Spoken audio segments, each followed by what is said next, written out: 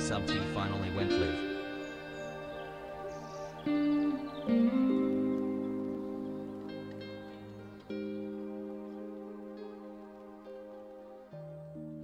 Happy 9 months sub and 1 year since I tuned in Everyday Hassle.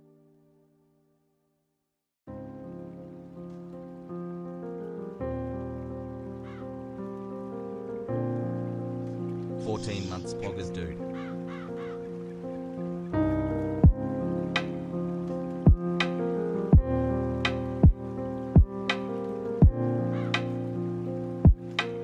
Hi.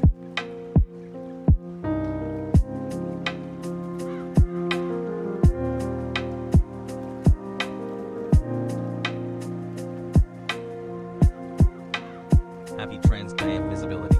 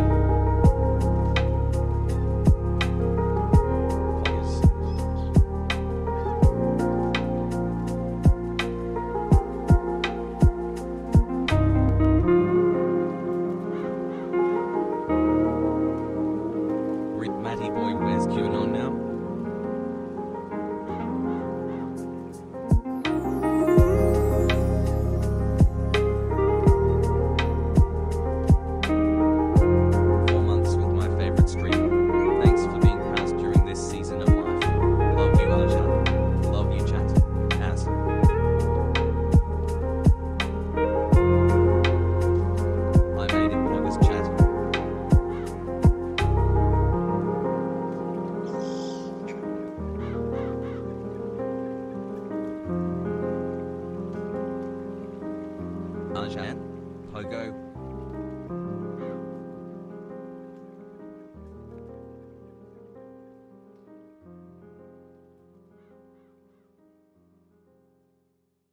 EA Sports.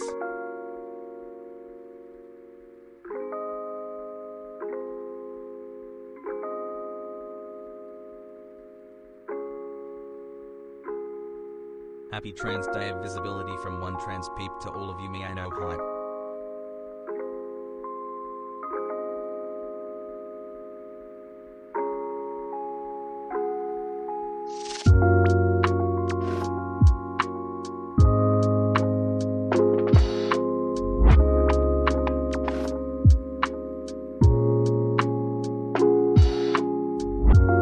This chat is my favorite form of entertainment. 6 months Hasan.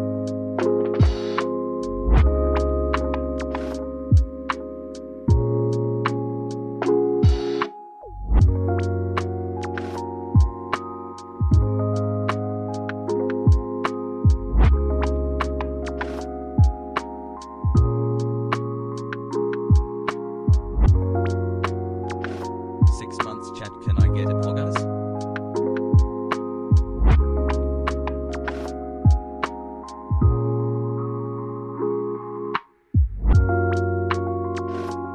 Solidarity from Alabama.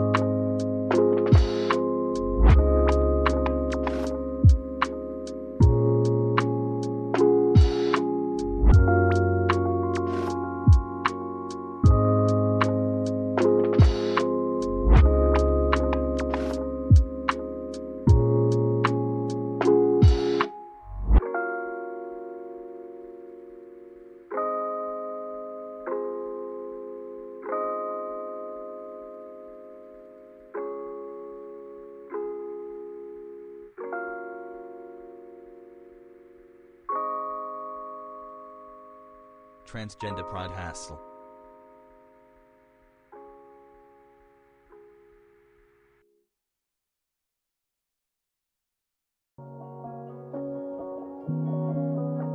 Happy 6 months hassle. Can mods give me a letter of recommendation for being a good boy in chat? I need it for medical school.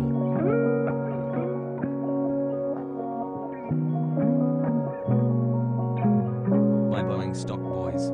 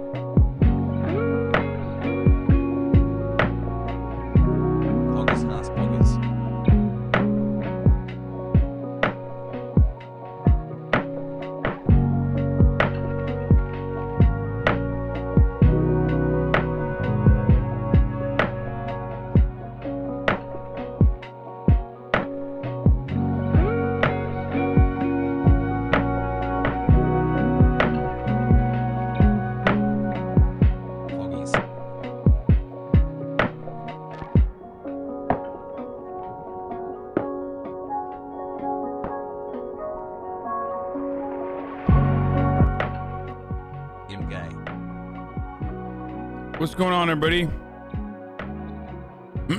Hope everyone's having a fantastic evening, afternoon, pre-noon, no matter where you are in the world. I'm Hasan Piker, and this is the HasanAbi podcast coming to you live from sunny California, Los Angeles. It is 83 degrees here and sunny, folks. It is a wonderful day out here in California. Hassle. And I hope all the boys, girls, and MBs are having a fantastic day.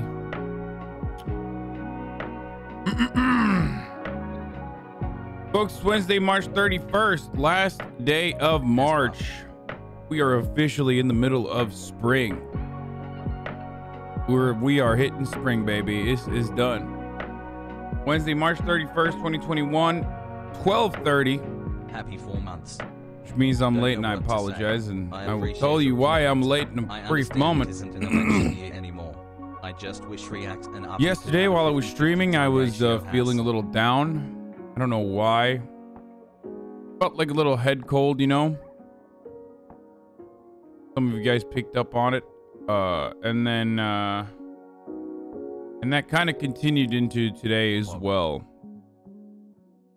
I wasn't going to stream this day. I wasn't going to stream today because I wasn't feeling super hot. But then, you know, then PIZZA-GAETZ happened. And god damn it, obviously yesterday I couldn't give it the adequate coverage it deserves. Happy Trans Day of Visibility chat. Hassle, hassle, hassle, hassle in the words of I couldn't give it the adequate coverage it deserves yesterday, so fuck me if I'm not going to cover it today, boys. I mean, god damn it. You know what I'm saying? Like, it's just holy shit.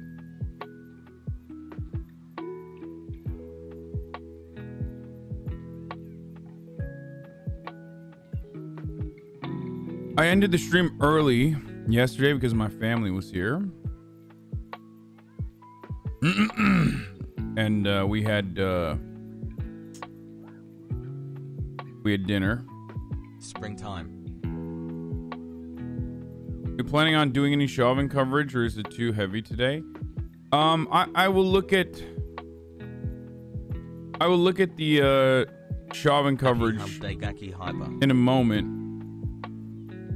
The problem that I have with the Chauvin coverage is that it's always the same, and it's a lot of trauma porn. Good morning, Arjan. Vaccinated yet? PogU. Like, it's just witnesses crying and reliving and retelling like an incredibly traumatic hassle experience over and over again. So I feel kind of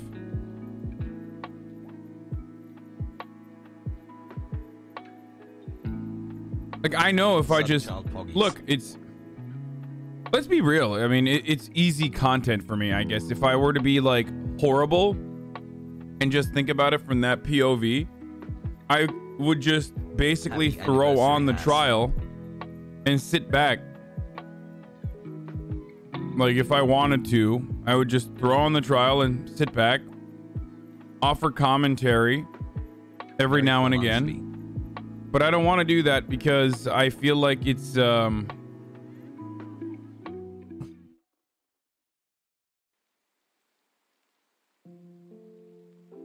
better mate at HasanAbi. It's just, I don't want to do that. Thank you for the 50 gifted subs, by the way. Freedom Pfeiffer. Holy shit. Profiteering off a man's death? No, it's not exploitative. I mean, there's a lot to talk about there. Don't get me wrong. It's just that after a while, it feels like, after a while, it starts feeling like we're just reliving the same shit over and over again. It makes for a tougher segue into RP. No, not everything is about roleplay, man. What the fuck are you talking about? I just feel like it's tragedy porn after a certain point. It's pretty fucking open and shut, and it's just the witnesses talking and retelling this horrific moment in their lives over and over again. And like without any additional movement, it just feels like without any additional movement on a trial, it doesn't feel like a productive thing to watch.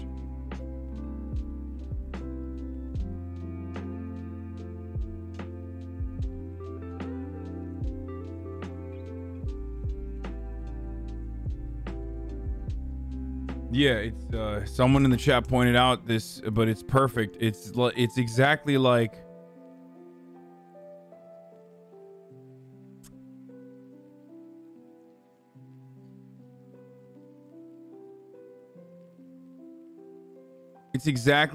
the news outlets replaying that video over and over again.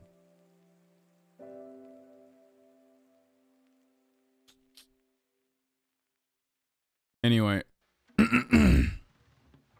Oh, we're gonna get to Matt Gaetz in a little bit.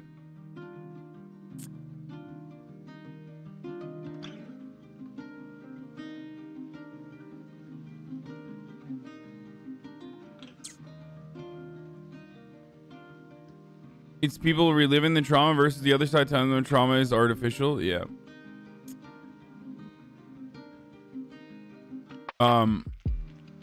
Thank you, Wombologist, for the 10 gift subs. Okay.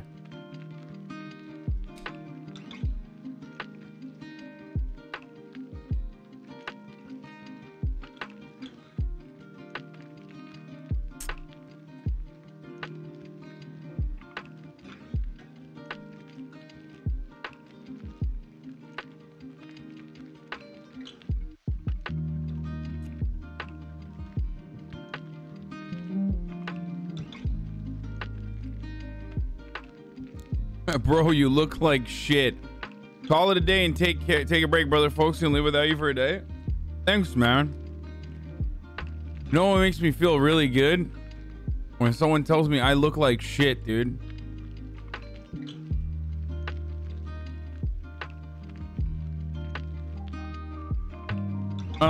Happy Trans Day of Visibility, ladies and gentlemen, boys, girls, MBs. The Pentagon has released new policies for trans people to serve in the military, reversing a Trump-era ban. The announcement coincides with International Transgender Day of Visibility. The trans military ban was bullshit. And for people who were going to say like, oh, well, yeah, trans people, you can be war criminals again, lol. It's not like that. The American military is the largest. The Defense Department is the largest hiring body on the planet, and a lot of these positions aren't like active duty, fucking on the line, you know, combat positions or anything like that. It's not the, unfortunately, with the way that the American government and American economy is built, it's like the largest single trans hiring organization is no longer doing transphobia. So it's the largest government jobs program. It's the largest single body of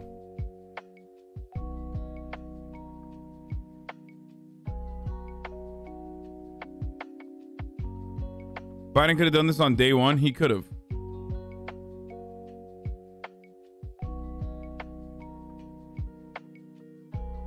Are you drunk? Yes, I'm fucking hammered, dude. It's 12:38. I don't drink alcoholic beverages, but I'm drunk right now. Like I literally don't, like I famously don't drink that much. Or ever, really. Thank you for the 14 tier 1 gift subs, but you caught me, chatter. I'm actually fucking hammered right now. I'm plastered, bro. At noon on a Wednesday. I think statistically speaking, being drunk right now, right at this moment, would be the worst time to be drunk at. Like, oh hey, I'm hammered at 12:39 on a fucking Wednesday afternoon. Yeah, you got problems at that point, unless you're literally in like fucking Cancun for spring break or some shit.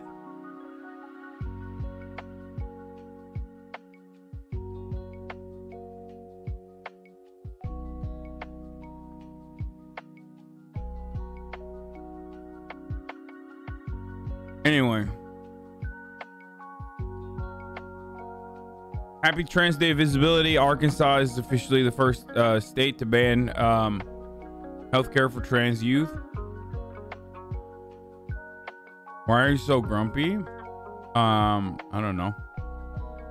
I'm kind of sick. All right. At the end of the day, you are allowed to believe whatever you want. That doesn't make it right, though. I am gay. I've been gay my entire life. I was born this way, same as you were born the way you are. Tell me you find me attractive. Tell me, do you find me attractive? Yes, I do find you attractive. And do you think trans women are attractive? Nope. Yes, you do, because I'm trans. Fucking owned.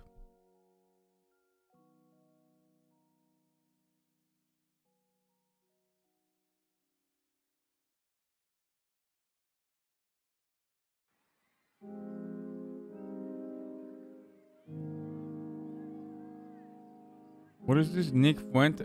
Dude, what? We're not watching. Why did I click that? That was so stupid of me. What are you, crazy, dude? I'm not gonna watch some fucking little booger-eating Nazi talk about Matt Gaetz, bro. You, some of you debate lords, dude. It's just fucking reform. Reform yourself right now. Reform yourself right now, debate lords. Ew, dude. Yikes, dude. Disgusting. Completely just thank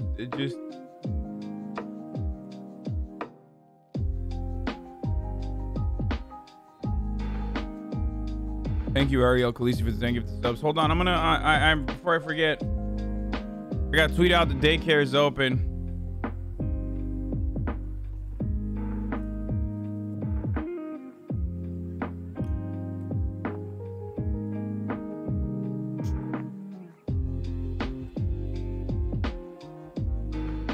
Talking Matt Gaetz today.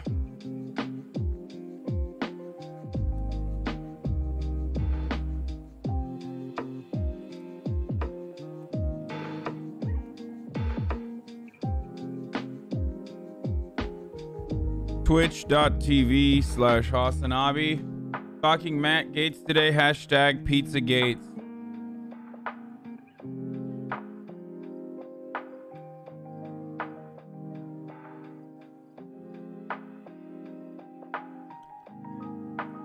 Are you going down the whole Florida DA rabbit hole?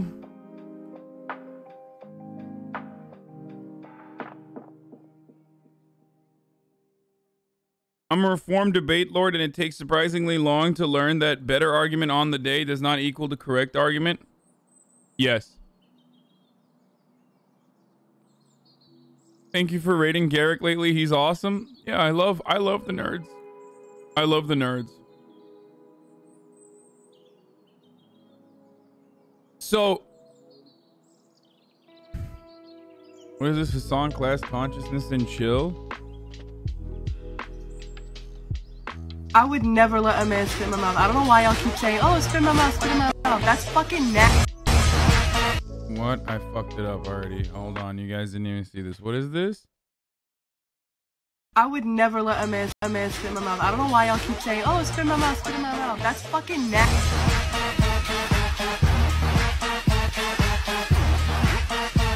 I would never let a man spit.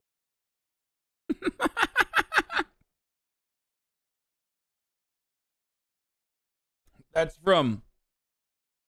when I used to have, I fucking had grills, dude. I love grills. People used to make fun of me.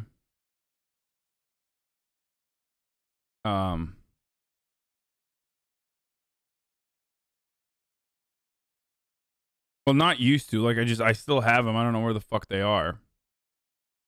I mean, did you not see it? I don't know why y'all keep I'll show you one more time. That's fucking nasty.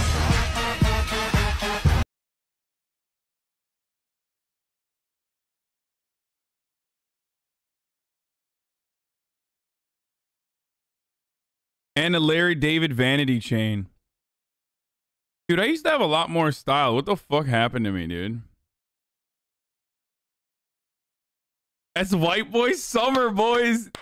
That's literally white boy summer, dude. That is straight up. This is a photo that says white boy summer before, like, I was white boy summer before white boy summer was a thing, okay? Even though it's a winter jacket that I'm wearing.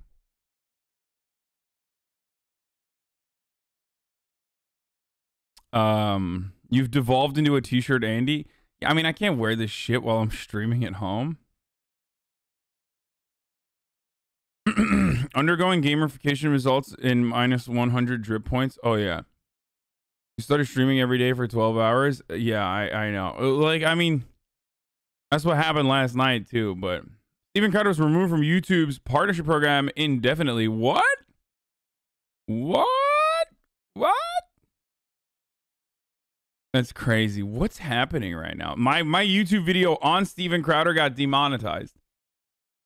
I think YouTube is so aggro right now on Steven Crowder that like they don't even want you fucking talking about him. I literally got demonetized for talking about Steven Crowder. My latest video, Steven Crowder is banned? Question mark. Okay. Demonetized. Bullshit, dude. This was really good, by the way. I high-key recommend this video if you haven't watched it, because it's just like back to back. I just go on a rampage in the middle of the video where I was just like, you know what? I'm going to fucking fact check this son of a bitch. And it's literally like everything he said in his defense is just wrong. Okay? Like straight up everything. He's like, I've never said that Donald Trump, was the president. It's like, Donald Trump should be the president right now if it wasn't for the Democrats who stole the election from him. And then boom, back to him being like, I never said that the election was stolen. The election was stolen, and we need to go back and steal it back. Like, it's just, it was just so stupid. He was just so, like, why did he think that he could just lie about these sorts of things? I don't know. I don't know why he thought he could just be like, I've never said this. When it's like, dude, you have a video with like 5 million views where you are saying this, okay? I would go so far as to say that the 5 million views you got because you said this.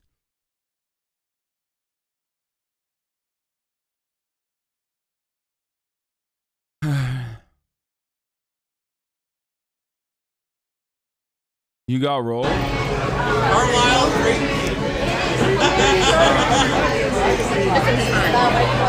I think you're a very attractive person. Very attractive guy. Just, you're not my type. You're not my type. damn. I don't know what to do about that. Yeah, I know it's hard. And just like, you're not. I think people that think that that is me having an awkward date, like where I'm getting rolled, are people who literally do not understand how like how the dynamic works, dude. No, that's like, it's the opposite. She's getting rolled.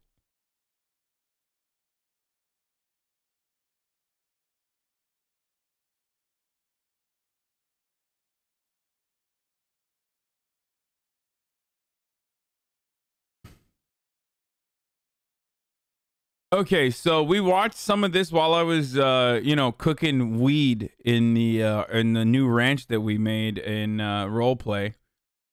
Okay, I watched some of this. I mean, I have the whole footage right here, so we're gonna get started on that right now. Actually, fuck this thread. I'm just gonna go straight into it. The entire video is here, boys. Let's take a look. So Tucky had Matt Gaetz on last night to talk. And apparently it was an impromptu call. It was an impromptu call by Matt Gaetz, like right before the fucking show. First, before we get into this, let's cover the details. I'll start here. Republican Congressman Matt Gaetz is denying having a sexual relationship with an underage girl. This after the New York Times reported that the Florida representative is facing a U.S. Justice Department inquiry as part of a wider sex trafficking investigation. CNN's Lauren Fox joins us now from Capitol Hill. She's been following. Lauren, play out what we know from the New York Times reporting here, but also what we know about the congressman's response to it. Well, this is really two separate issues, Jim, and I will talk a little bit about the Justice Department's investigation first. The New York Times reporting I think the real victim in this situation, beyond the obvious 17-year-old, is also Nestor. Matt Gaetz' same-aged 30-year-old twink adopted son from Cuba. It's kind of fucked up that no one is dialed in to hear what Nestor has to say as Matt Gaetz' 30-year-old adopted adult twink Cuban son. Nothing okay, the twink part is like I'm just adding that on. I don't know if he's gay or not. I'm saying he's like a good-looking twink, okay? That is not a joke. What I am describing to you is literally a thing that is real. We're going to get to that part of the story in a little bit. Let's get back to the actual story here at hand. That this investigation. Oh, his son is 20, not 30. Sorry. His adopted son is 20. Began. By the way, this is literally like me adopting Glorion in fucking Grand Theft Auto roleplay.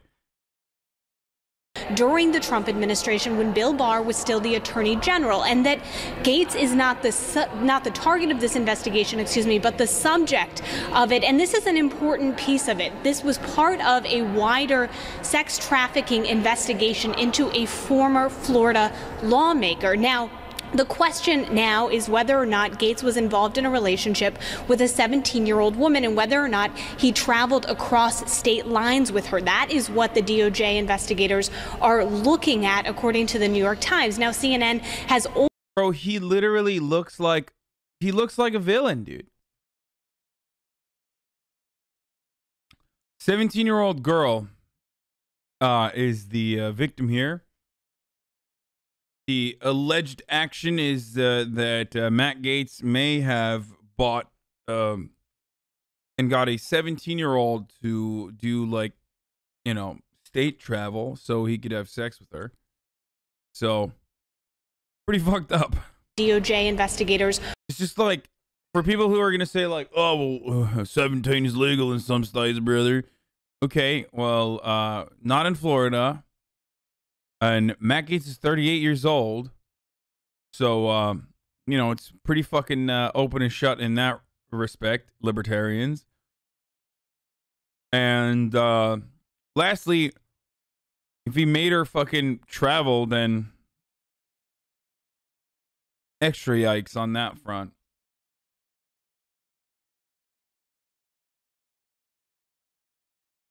Are looking at, according to the New York Times. Now, CNN has also confirmed that this was part of a broader probe into that former Florida lawmaker. Now, there's a separate issue here. Get ready for all the idiots to go, why is this bad, but a YouTuber in a relationship with a 17-year-old? No.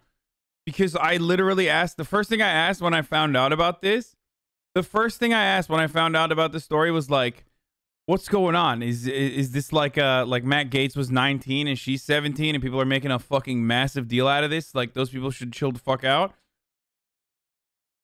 Or like, did this happen, you know, 2 years ago? And yes, it actually happened 2 years ago. When I was telling the story to my brother, the first thing he said was, God damn, like, post Me Too? Like, Me Too was happening and Matt Gaetz was literally like, nah, I'm gonna fuck 17-year-olds. You know what I mean? Like, what a bold time to try to do statutory rape. Like, seriously. You know what I mean? Like, fucking Matt Gaetz thought that was the perfect time to do it. Absolutely nobody, and I mean nobody, will catch this crime. Right in plain sight, ladies and gentlemen. Allegedly, of course.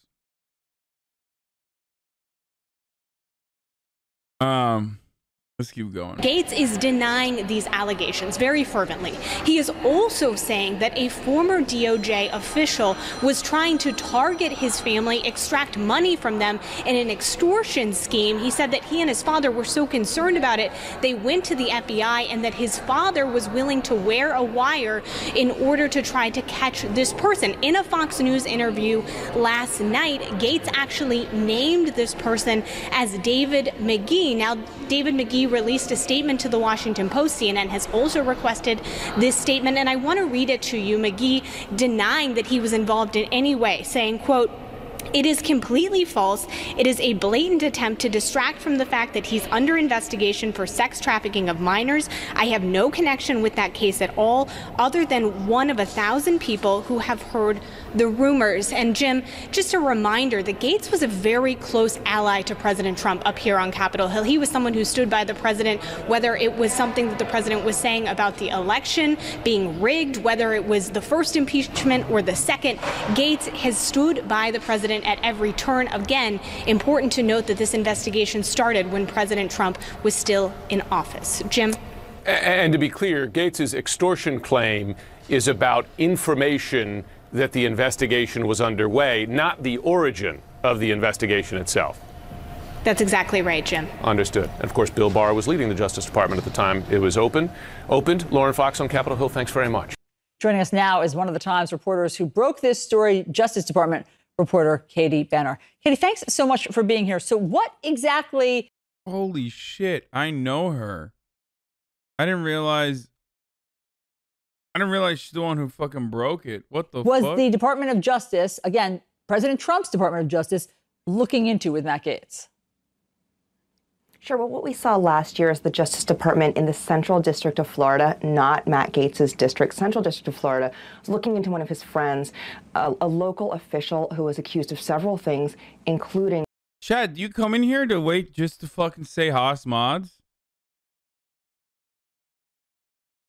Like, yeah, old friends of the show will know. Yeah, she is a tech reporter, but she moved over to the Justice Department side of things.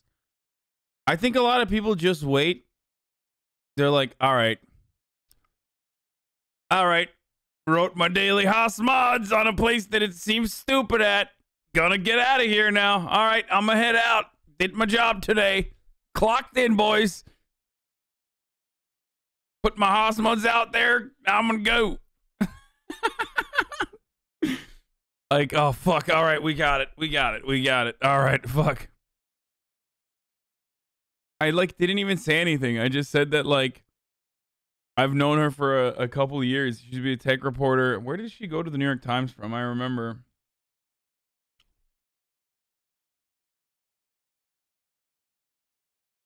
But child sex trafficking. And in the course of that investigation, they had reason to start looking at Mr. Gaetz himself. So what they started looking at the end of last summer was whether his sexual relationship with a 17-year-old girl constituted sex trafficking. And what sex trafficking would mean would be that they traveled over state lines and that she could have received something of value. That could be money, or that could be something else. That could be travel expenses. We don't know. Has it been confirmed that he had a sexual relationship with a 17-year-old? All we know is that that is what investigators at the FBI and the Department of Justice in that part of Florida have been looking at, as well as investigators here in Washington, D.C. He has denied it. I think we should say that his lawyer has flatly denied that he has had any relationships with anyone. He does look like the devil, right? Like, I'm not alone on this, right? Come on, guys. Just tell me this, okay? He literally looks like, okay, bro, he literally looks like the devil personified, like I said yesterday, in a straight-to-DVD release. Anyone who is like Copeland just looks like a demon, right? Like Kenneth Copeland actually looks like a demon. Matt Gaetz has more of like a human form. So he literally just, and he has like that gigantic fucking head too. It's very weird. He literally looks like Jack Nicholson's Joker. Yeah. The age of 17. I want to reiterate that, according to your reporting, this investigation began under Attorney General Bill Barr. I mean, in your experience, is it likely, do you think, that the president's loyal AG up to that point would take on one of the president's biggest supporters if they were baseless claims? You know, I think that we saw that at the end of the Trump administration, Bill Barr was willing to do things that were going to displease the president. You know, he would not stand up claims of election fraud at the bitter end, and he also allowed investigations to proceed that would displease President Trump, including one into Mr. Gaetz. No, this would have fucking pissed off Trump a lot. Bill Barr would have really triggered the fuck out of Trump because Trump likes Gaetz. Guys, Trump likes Matt Gaetz so much. Matt Gaetz almost got fucking COVID from Trump, or almost gave COVID to Trump. Remember, he had like, there was a COVID scare for Gaetz on Air Force One. Like, he fucking goes on Air Force One all the time and shit. Trump loves Matt Gaetz.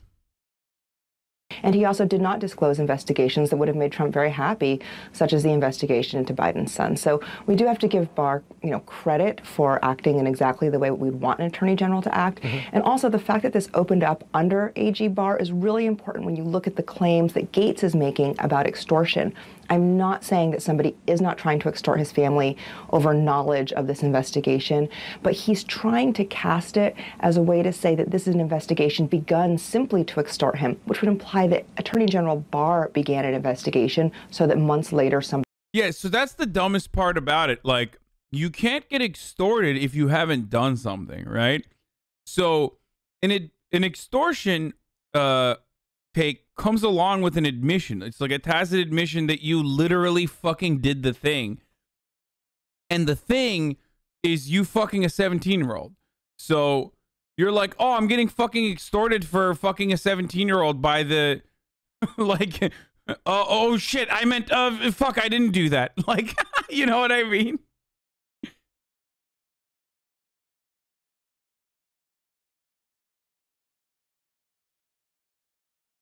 So it's kind of weird.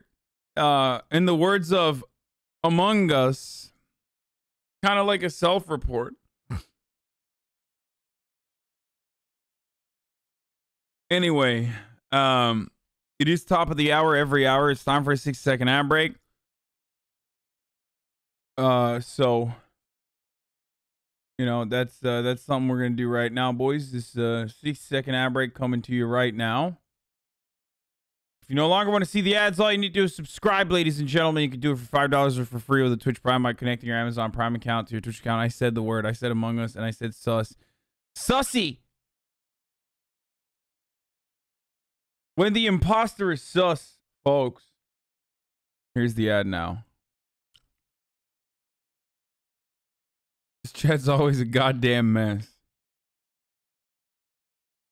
Are you feeling better, you bitch? I mean, no, I still feel like shit. But it doesn't matter.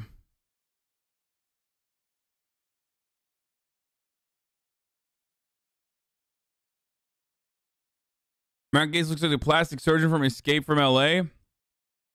He looks like a whole bunch of different villains, honestly. Like, he has good villain face, dude. I don't know how else to describe it. Like, he just has great villain face.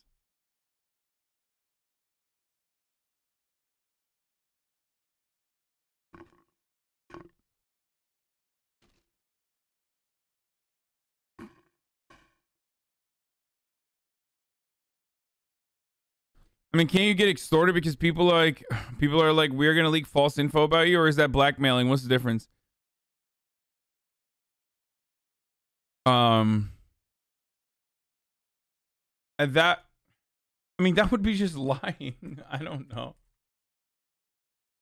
Like, blackmail is under the subject of extortion.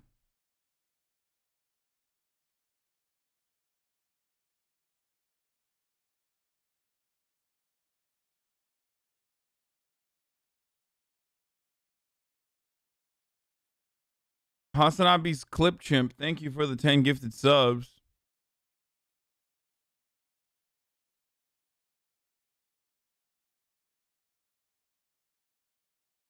So Matt Gaetz has a very interesting profile. We're going to take a look at that after this video is done. He could extort his family.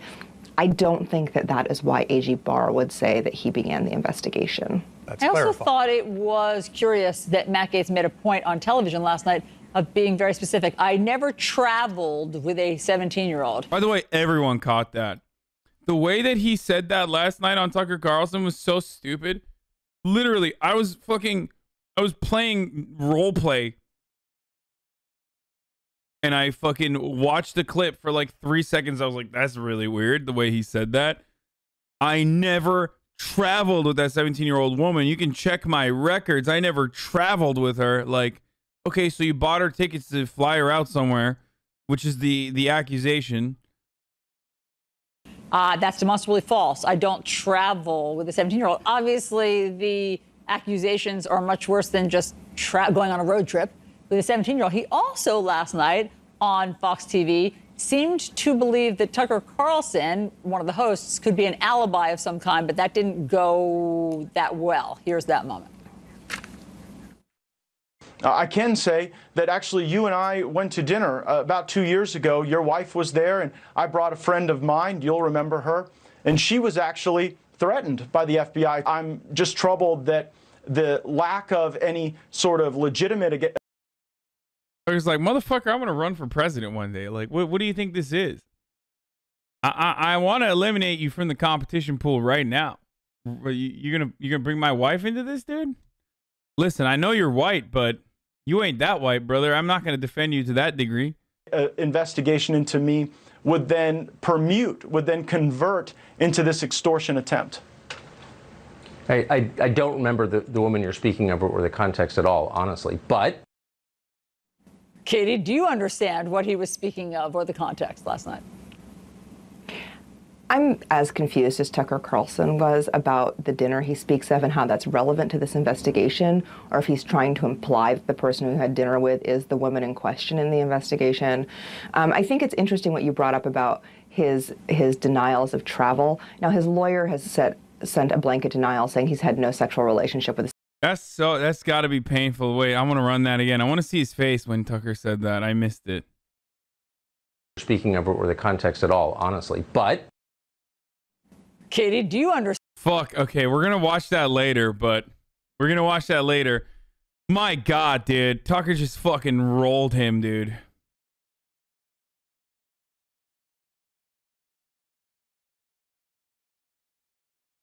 Yo, why is he always... What the fuck, dude?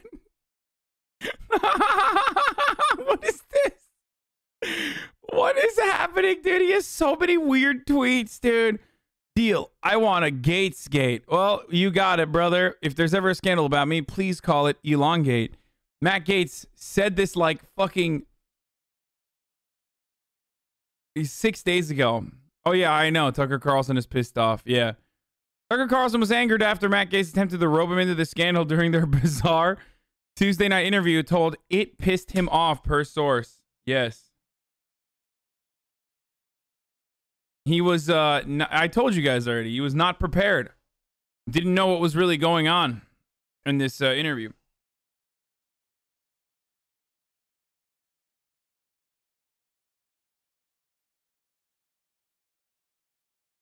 Obama leads off stories as real as my 5th grade Canadian girlfriend.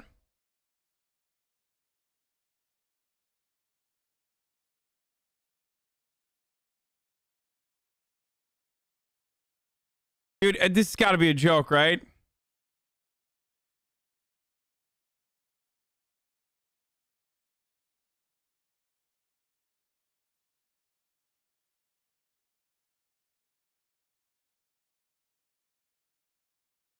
Wait, he never said this. I will have some free time this week. Does anyone need a babysitter?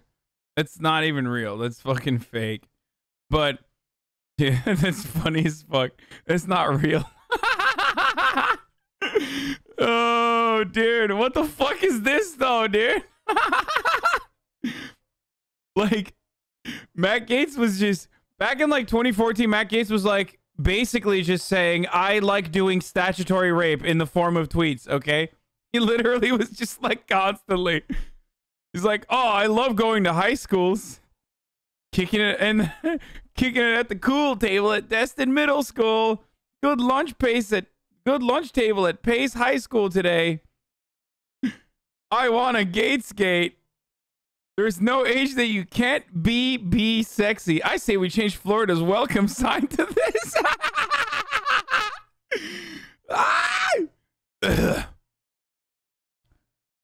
Oh God. So the funny thing is, like, okay, I'm gonna be charitable to the statutory guy, allegedly.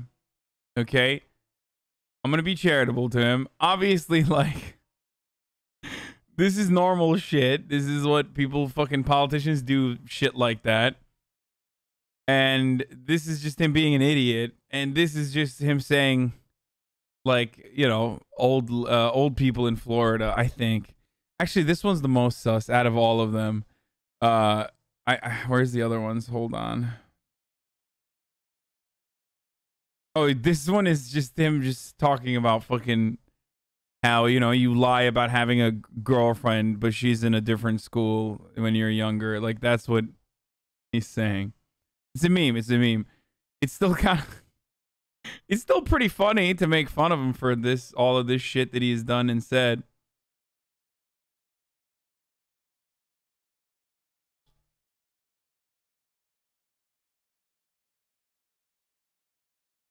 Yeah, this aged so well, Matt Gaetz is no longer interested. I know, we saw that joke yesterday. It's pretty good. What? With Little Miss NWF at Smoke on the Coast in Destin? Oh, come on, dude.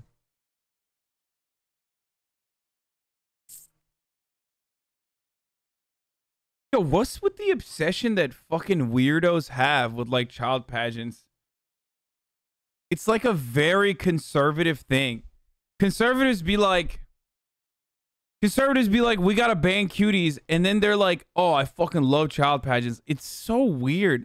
Yeah, I'm getting actual goosebumps right now. I'm actually getting goosebumps thinking about fucking. It's so uncomfortable. Like, an American institution.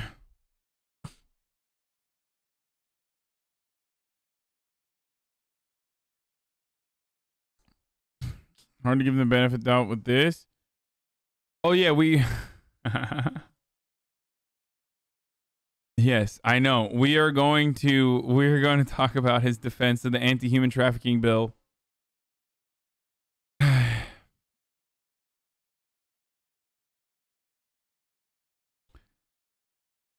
And we're going to talk about Nestor in a second as well. But God, I don't even want to look at that. So, you know, he's very weird. Matt Gaetz is a very weird guy. Understand what he was speaking of or the context last night. I'm as confused as Tucker Carlson was about the dinner he speaks of and how that's relevant to this investigation, or if he's trying to imply that the person who had dinner with is the woman in question in the investigation.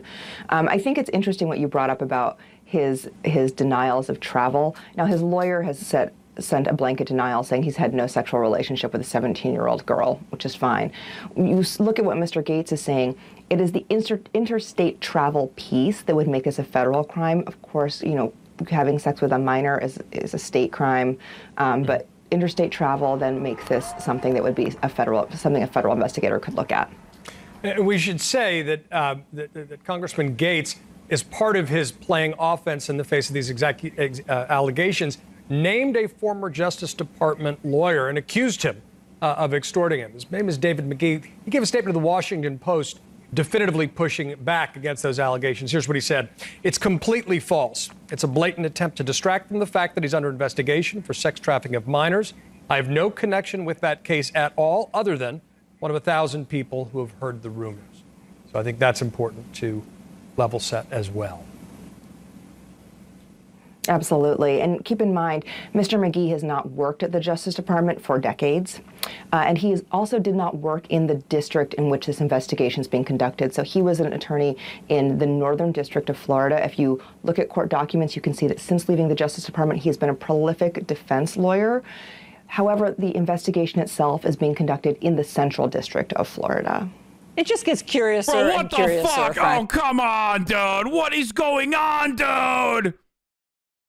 Oh, what the fuck? How many photos did he take with, like, little girls, dude? This is so weird. Why is there so many?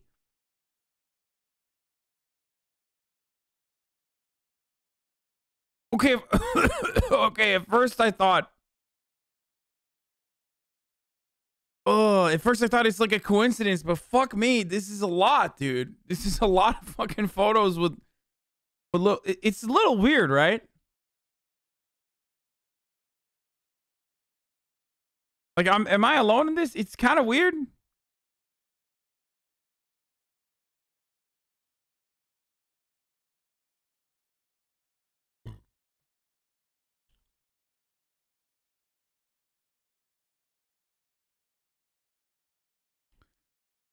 Congratulations to Ponce de Leon Lady Pirates basketball team for winning the girls Florida 1A Division Championship. So great. What? Dude, what is going on, dude? Somebody stop this man, dude.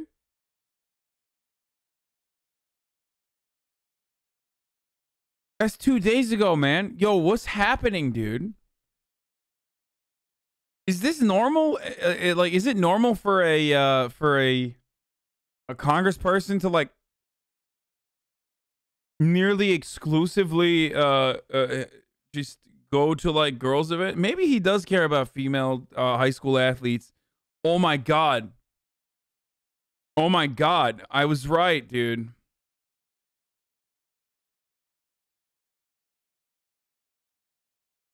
Dude, what?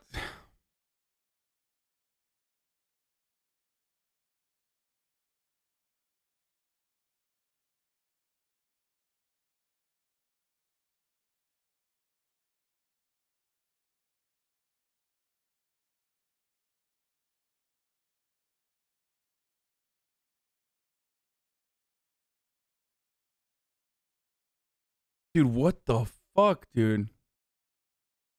I feel like this would be less weird if he had photos with boys too and not girls only. I mean, maybe he does and we're just only seeing, like, the photos with girls, okay?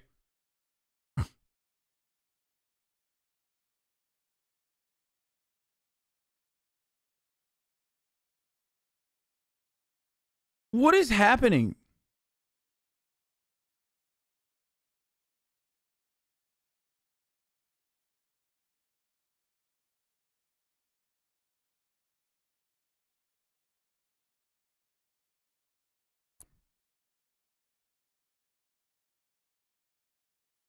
What?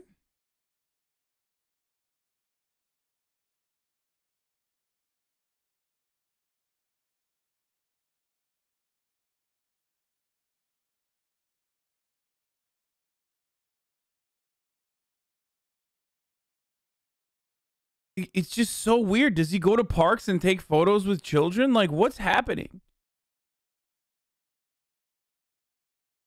What the fuck is going on, dude? What the fuck? What the fuck? What is this? Why is there like 700 photos of Matt Gaetz with little girls? Why are they all like, what the fuck, dude? Come on, stop.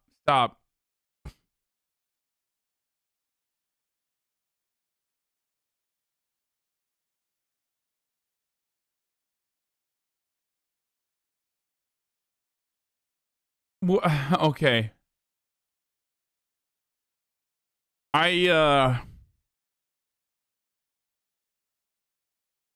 Whew.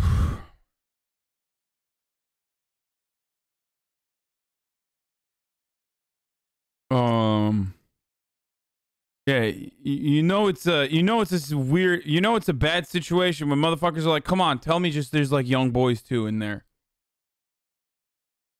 Just like make it seem a little bit more normal, you know what I mean? Like, oh, he's just like, Matt Gaetz vehemently denies wristful of sex bracelets has anything to do with 17-year-old.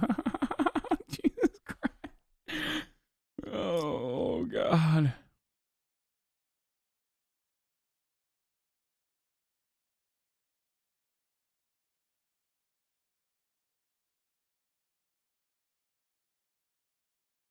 Like, what I need to understand is if you go to any given random congressperson, will you find this many photos with children? You know what I mean? Is that normal? This is why I'm asking you guys, like, is it normal, like, to find a congressperson like this prolific at taking photos with young girls? Another question I have, so that's number one. Like, is that normal for people to just, like, for congresspersons to take, like, photos with young girls like this? Two, does he have photos with, like, a lot of different people? He just likes going to parks and taking photos with people? Or is it just young girls? Like, what percentage of the photos that he has are literally just with, like, underage girls? And that's it. Those two things are, like, the key things that I need to understand.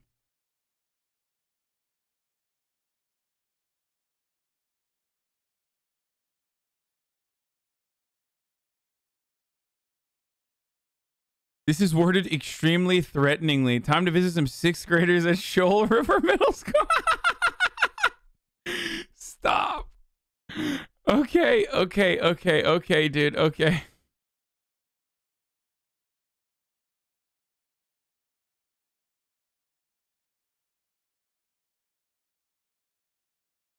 Jesus Christ.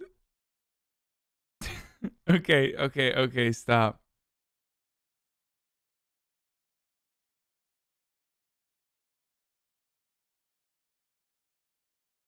He tries so hard.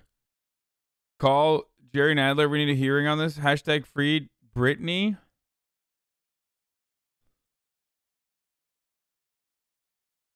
You sick fuck. You want to free Britney so you can fucking imprison herself. Imprison her yourself, isn't it? You fucking asshole. You can scroll through his Facebook pictures. I don't want that.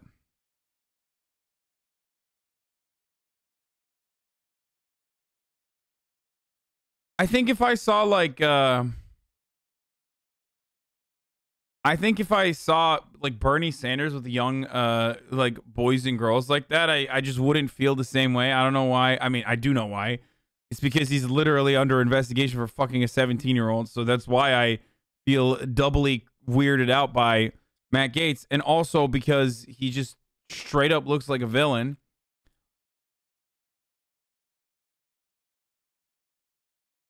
What?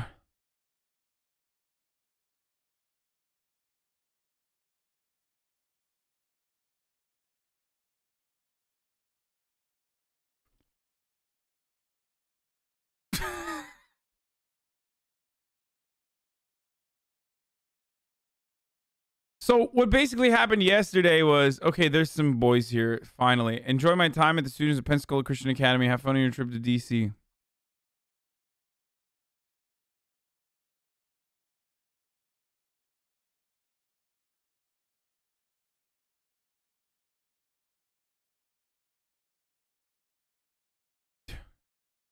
What's going on with this dude's hair? So what does he say to the kids? Like, hey, let's take a selfie together. Yeah, it's kind of weird. Like, you talk to a fucking 14-year-old girl and you go, hey, can we take a selfie together? That's really weird. It doesn't matter what your profession is, okay? And you bet your fucking ass that, like, the 12-year-old girl isn't like, let's take a selfie together.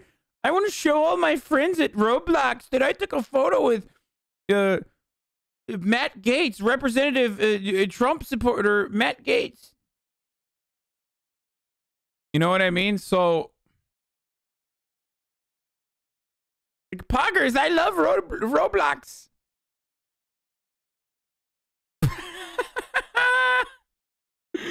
That's funny.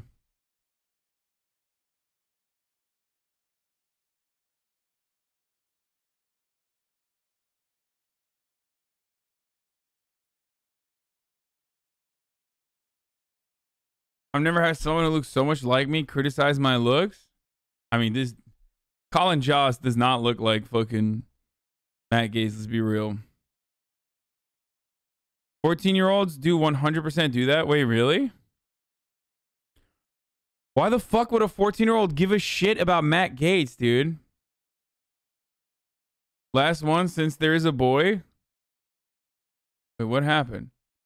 Did he block me in the process? Like, what the fuck? Or is this a meme? Because there is no this.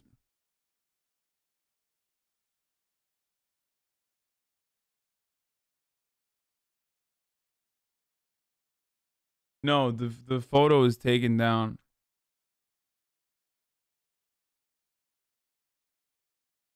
No, it's a meme. It's a meme. Sorry, that page doesn't exist. The person is memeing, dude. Fuck you, dude. Anyway, so fucking super creepy, right? So let's continue. So we finished the Matt Gaetz saga. So he calls in the Tucker Carlson last night. So when you're under investigation by the Department of Justice, right, into statutory rape and potentially like sex trafficking of a minor over state lines, right? Like, if that's the investigation that you are that's being conducted into you, what do? Well, you leak to Axios that you're going to quit doing politics, even though you have an incredible career ahead of you in the Republican Party, which is why I thought it was so incredibly strange earlier yesterday. I was like, why the fuck would Matt Gaetz come out and say he's not going to run again? That's so stupid. Very creepy. 2 hours later, we knew what was going on. We knew immediately why he had said that. So, you know, 2 hours after he said he's not going to run for he's not going to run for a future in office or anything like that, it comes out that you know, the Department of Justice is investigating him. So what do? Well, you go on Tucker Carlson, of course, and try to implicate your bestie. Let's watch. The New York Times ran a story saying that Florida Congressman Matt Gaetz is under federal investigation for playing some role in sex trafficking and potentially having a relationship with a 17-year-old girl. There are very few details in major news outlets tonight about this story. We have no background on it all and not even any very informed questions. Instead, we've invited Congressman Gaetz on the show to respond to these stories and give us his view of them. Congressman, thanks so much for coming on. Appreciate it. So this is obviously a serious allegation. Tell us what the truth is from your perspective. It is a horrible allegation, and it is a lie. The New York Times is running a story that I have traveled with a 17-year-old woman, and that is verifiably false. People can look at my travel records and see. Dude, there is just something about him, dude. It's very weird. Like, he makes me so uneasy. Like, I hate Tucker Carlson, but like, bro, what did you do? Did you like fuck your eyebrows up or something on purpose to just like literally look scarier than you actually are? Like, you literally just have that fucking perfectly coiffed hair and shit. It's just so, holy fuck. 17-year-old woman, by the way. But again, I wasn't the only one who caught the fucking fact that he was like, I never traveled with that 17-year-old woman. Everyone was like, what the fuck? That's a weird way to dismiss the accusations that you fucked a 17-year-old girl. You know? See that that is not the case. What is happening is an extortion of me and my family involving a former Department of Justice official. On March 16th, my father got a text message demanding a meeting wherein a person demanded $25 million in exchange for making horrible sex trafficking allegations against me go away. Our family was so troubled by that, we went to the local FBI. And the FBI and the Department of Justice were so concerned about this attempted extortion of a member of Congress that they asked my dad to wear a wire, which he did with the former Department of Justice official. Tonight, I am demanding that the Department of Justice and the FBI release the audio recordings that were made under their supervision and at their direction, which will prove my innocence and that will show that these allegations aren't true. They're merely intended to try to bleed my family out of money. And this former Department of Justice official tomorrow was supposed to be contacted by my father so that specific instructions could be given regarding the wiring of $4.5 million as a down payment on this bribe. I don't think it's a coincidence that tonight, somehow, the New York Times is leaking this information, smearing me. So, if someone is extorting you, why would they leak that information?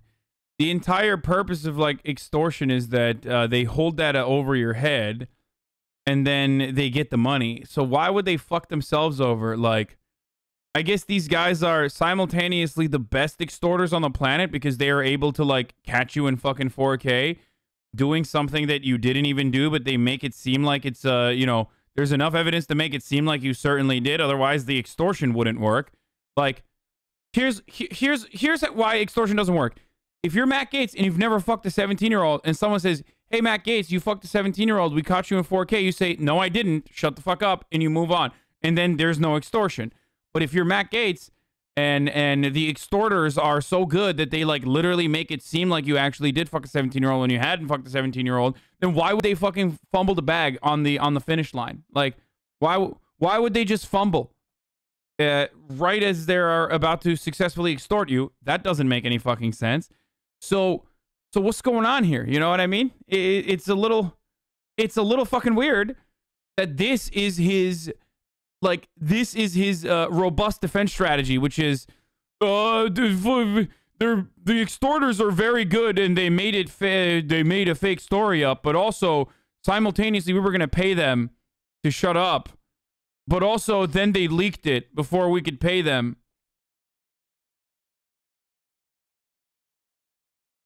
What about Cuomo? Oh, wait, he's a Democrat? Wait, fuck Andrew Cuomo, dumbass. I fucking shit on Cuomo all day, every day. Also, even Cuomo didn't fuck a 17-year-old, so shut the fuck up, bitch. He is a fucking monster for many different reasons, but...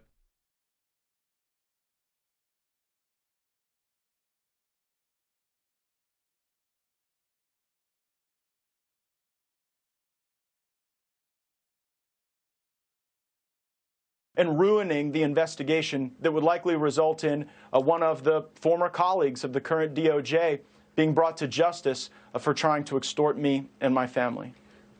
So a couple of obvious questions that come to mind, and again, just to restate, this just happened, don't have any other information beyond what we've already said and you have said. First of all, who is this Department of Justice former employee who's trying to extort the money from you, you say? His name is David McGee. He was a top official in the leadership in the Northern District of Florida as a prosecutor. He currently works at the Beggs and Lane law firm.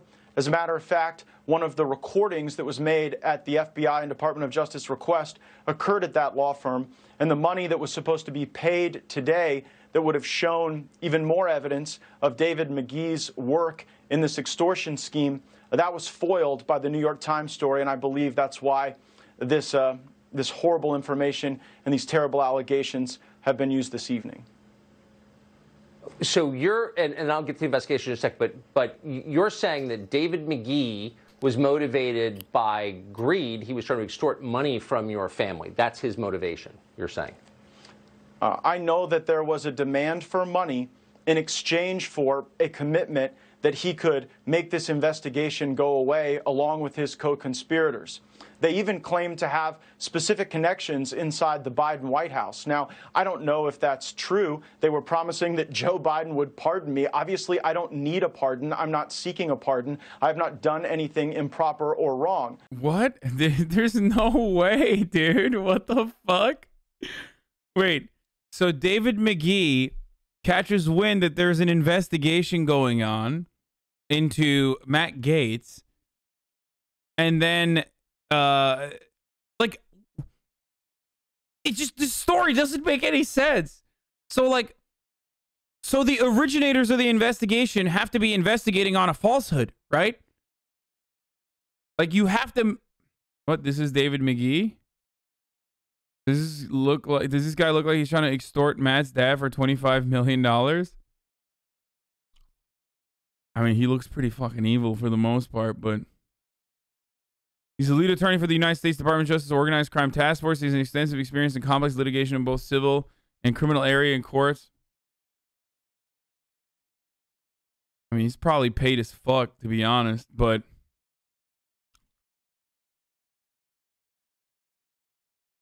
Okay, so...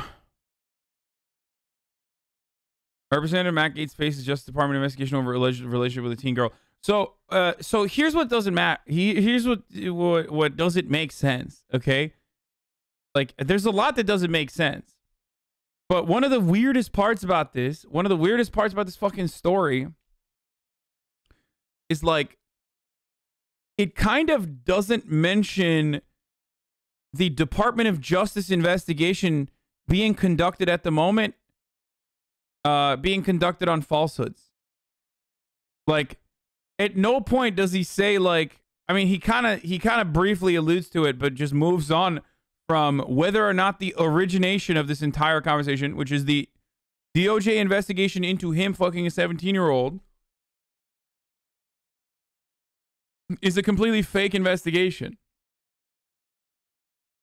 An investigation which started under Trump's Department of Justice. So like, if I was being accused of something that I haven't done, I think I wouldn't even like deflect away from the main point. I would literally hammer on that main point that, like, this is fucking ridiculous. Like, this is falsehood. It's really stupid that they are doing this. I don't know why. I don't know where this is coming from.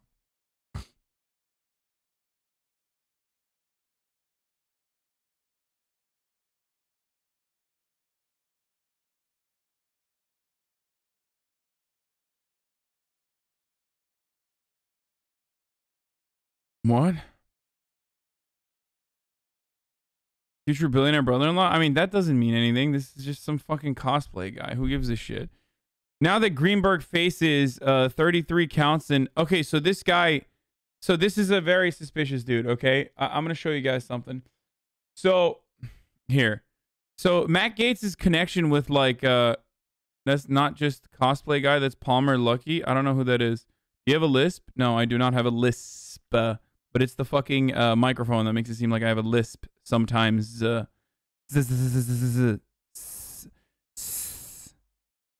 Lisp. No, I do not have a lisp.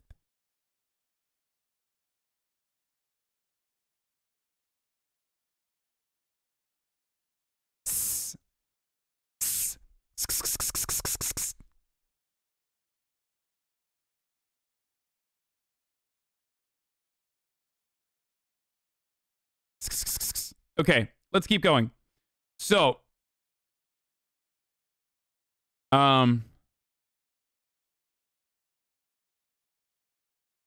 the nicotine gum that does it. I have the same problem. I mean, it's in my mouth, around my tongue at all times, so...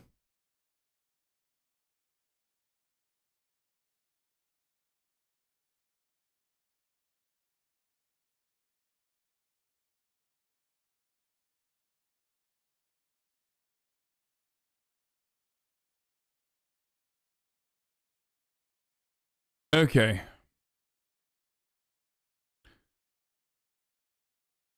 Why, in your opinion, did Hunter Biden laptop photos with children not make mainstream news?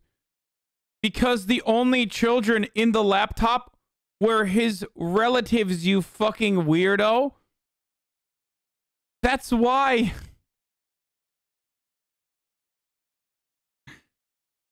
Yeah, I can't believe Hunter Biden is with... Brother, Hunter Biden's a pedophile. I know it, brother. Why? Because he's hanging out with his cousin, and who doesn't want to fuck their cousins? You know what I'm saying?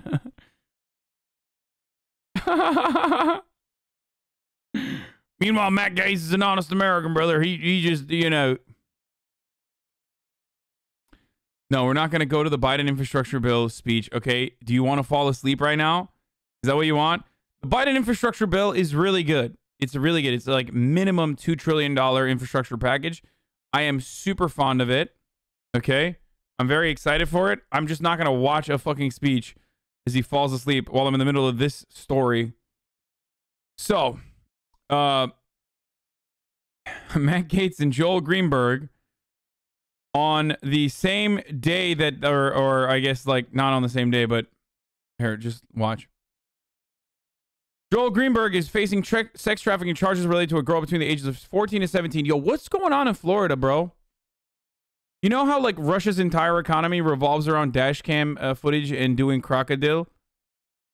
I feel like the Florida economy revolves around DUIs and fucking sex trafficking of minors. What's happening? Like, is there nothing else that happens in Florida? Like,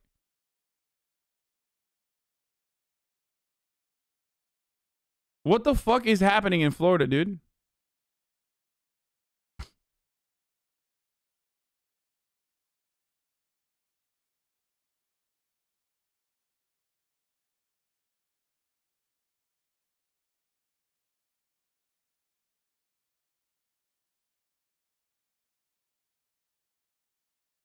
Anyway, former Seminole tax collector Joel Greenberg faces sex trafficking charges. A document which alleges 6 new counts against Greenberg in addition to 6 counts from 2 previous federal and grand jury indictments doesn't offer specifics about the sex trafficking charge except that the alleged crime occurred in 2017.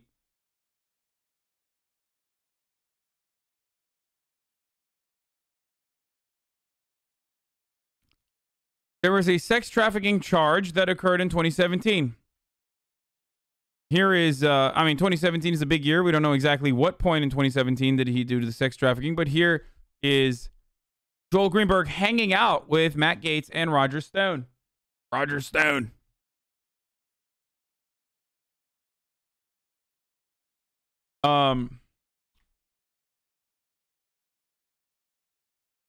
One more thing about Matt Gaetz that I want to mention here, aside from the fact that I think he was dating a college girl and when he was in Congress, but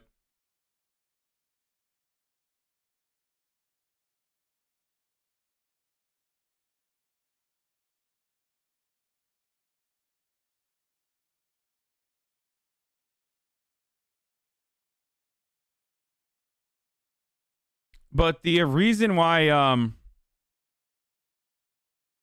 so ex-GOP official Joel Greenberg was flaunted, or ex-GOP official Matt Greenberg flaunted ties to Matt Gaetz. Then he was charged with child sex trafficking. Okay. He was an ascended political player in Seminole County, where he unseated a longtime incumbent in the race for county tax collector. He won a political battle. And he constantly talked about his connections to prominent Republicans with close ties to the then President Donald Trump, including Representative Matt Gaetz and Roger Stone. Last June, his reputation fell apart in spectacular fashion when federal investigators arrested him on stalking and child sex trafficking charges, prompting his resignation. Womp womp. So, now the Justice Department is investigating allegations that Gaetz had a sexual relationship with a 17-year-old girl and paid her to travel across state lines, the Washington Post reported on Tuesday. Gaetz confirmed that the inquiry was happening on an interview with Axios, but said the allegations are an attempt to extort his family, and the FBI is separately investigating the extortion claim. So the FBI is what? Investigating itself? Like, because the investigation is occurring by the FBI. So what's happening here?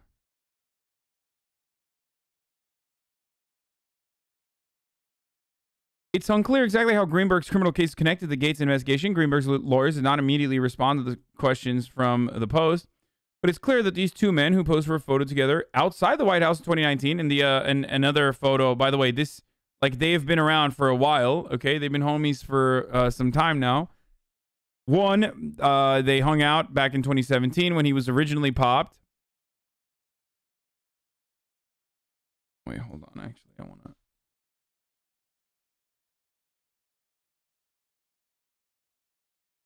I mean, this is like Matt Gaetz was urging him to run back in 2017.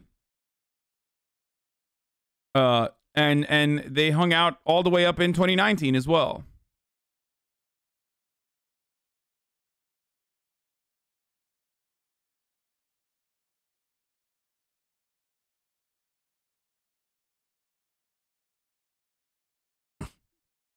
So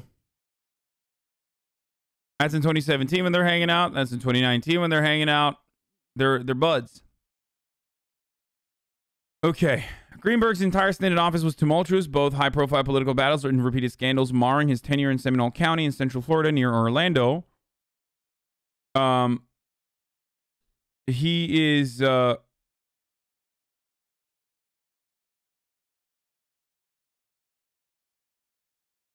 independent audit conducted for the county also found that he used public funds to buy body armor, weapons, ammunition, and a drone.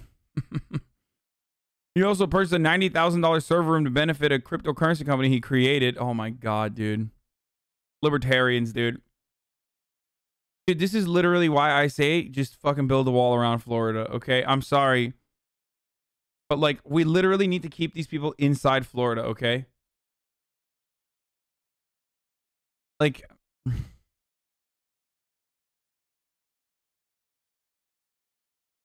Like, this guy is literally a libertarian meme, basically.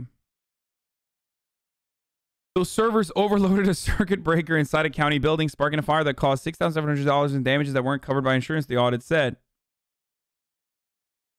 But of course, that wasn't enough to end his career. What actually ended up ending his career is... Oh, sorry. He stalked a fucking political adversary. He resigned the next day. And then his end to his political career was made permanent when he, you know, got caught.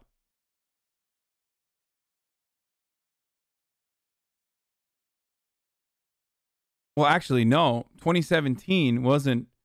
2017 was when he was charged with sex trafficking minors. And he still kept going, I guess. Thanks to those like Matt Gaetz who pushed for him to...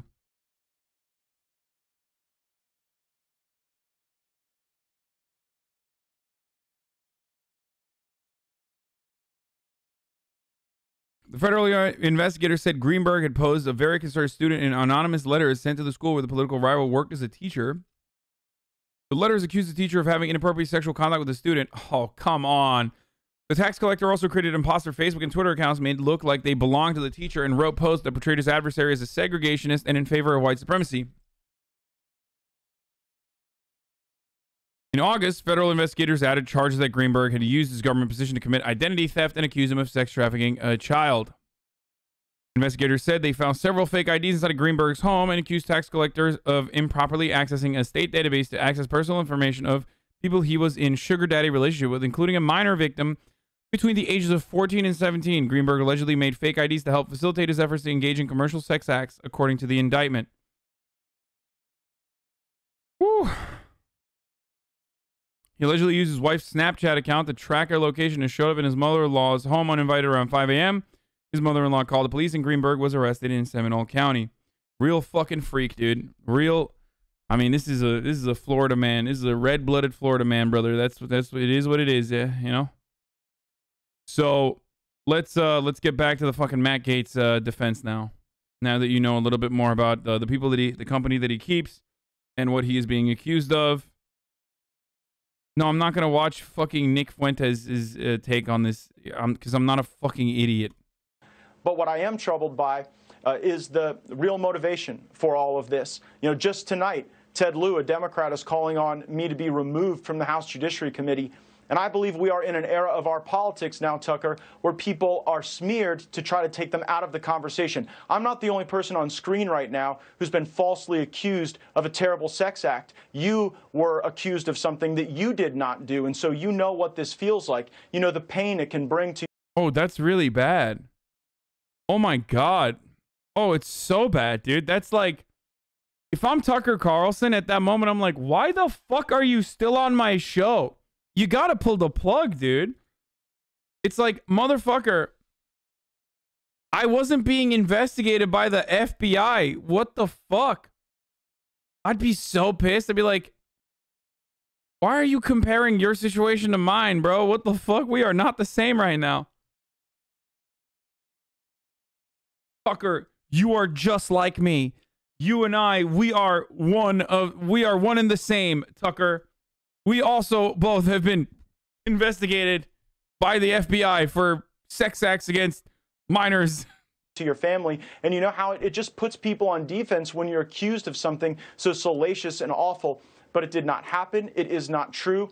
And the fact that it is the basis of this attempt to extort my family tells a lot. And if the FBI and Department of Justice will release the tapes that they are in possession of, the American people will see what is really going on. You just referred to a mentally ill viewer who accused me of a sex crime 20 years ago. And of course, it was not true. I never met the person. But I do agree with you that being accused falsely is one of the worst things that can happen. That's why Tucker, look at him. He's like trying to fucking, he's trying so hard not to be like, it's not the same. Like,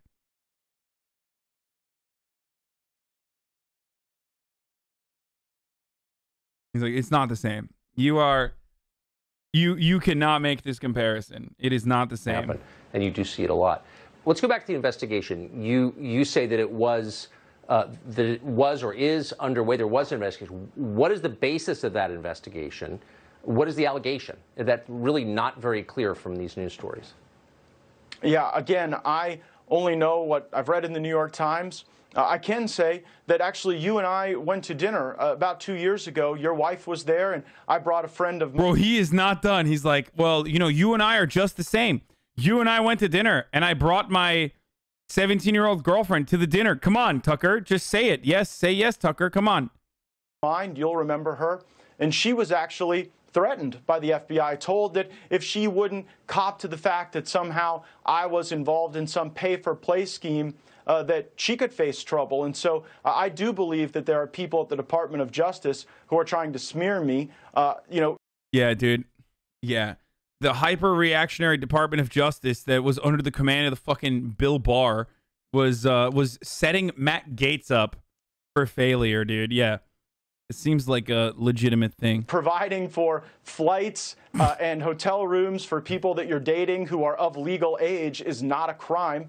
And I'm just troubled that the lack of any sort of legitimate investigation into me would then convert into this extortion attempt.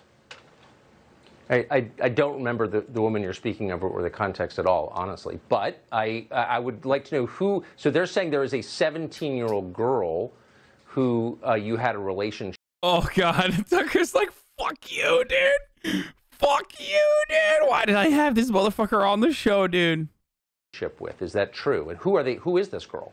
What are they talking about at the New York Times? The person doesn't exist. I have not had a relationship with a 17-year-old. That is totally false. The allegation, as I read it in the New York Times, is that I've traveled with some 17-year-old in some relationship. That is false, and records will bear that out to be false. How long has this investigation been going on? Do you know? It's like she was 16. Haha, technically did not lie. I don't know. When were you first informed of it? You know, again, I really saw this as a deeply troubling challenge for my family on March 16th when people were, you know, talking about a minor and that there were pictures of me with child prostitutes. That's obviously false. There will be no... Bro, dude, what is he doing? What are you doing? What are you doing, dude? Oh, God. Oh, Jesus Christ. Yo, he's just dry snitching on himself, dude. Bro, you're literally giving up more information than was like readily accessible to people. What the fuck? Why is he doing this? No such pictures because no such thing happened. But really on March 16th was when this got going from the extortion standpoint. It's like he's just going to keep adding on to it. You know, people are saying I did horrific sex acts with animals, but like specifically puppies.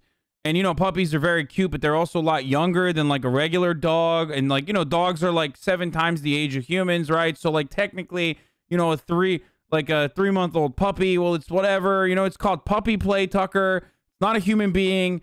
They're saying that I've been doing this, but I wasn't doing this, of course. He's just like getting really into it and like explaining things that no one knew existed. You know what I mean? It's just, yeah, you know, Tucker, they're saying I murdered someone. It's like, what? No, they're not. Shut up. Shut up, Matt Gaetz. You know, they said I horrifically murdered someone with my bare hands, you know, and dumped the body in the underpass on I-95. And you would be able to find the body, they're saying, if you were to drive over the underpass and get down there. It's like right under the graffiti. Tucker, they're saying all of these things. Please do not look into it. It's fake. So what happens next? I mean, you can see there is this investigation, I guess a criminal investigation. I'm not quite sure where the sex trafficking part comes in. I don't, again, for the 5th time, I don't really understand the story very well. But oh no! Oh no! Oh God! Stop it! Stop it! Stop it! Stop it! Stop it, dude. No, okay, we're just fucking around. Okay, let's keep going. Where does it go from here? I mean, you've made an allegation against someone by name on the air and accused him of trying to extort millions of dollars from your family. What happens tomorrow?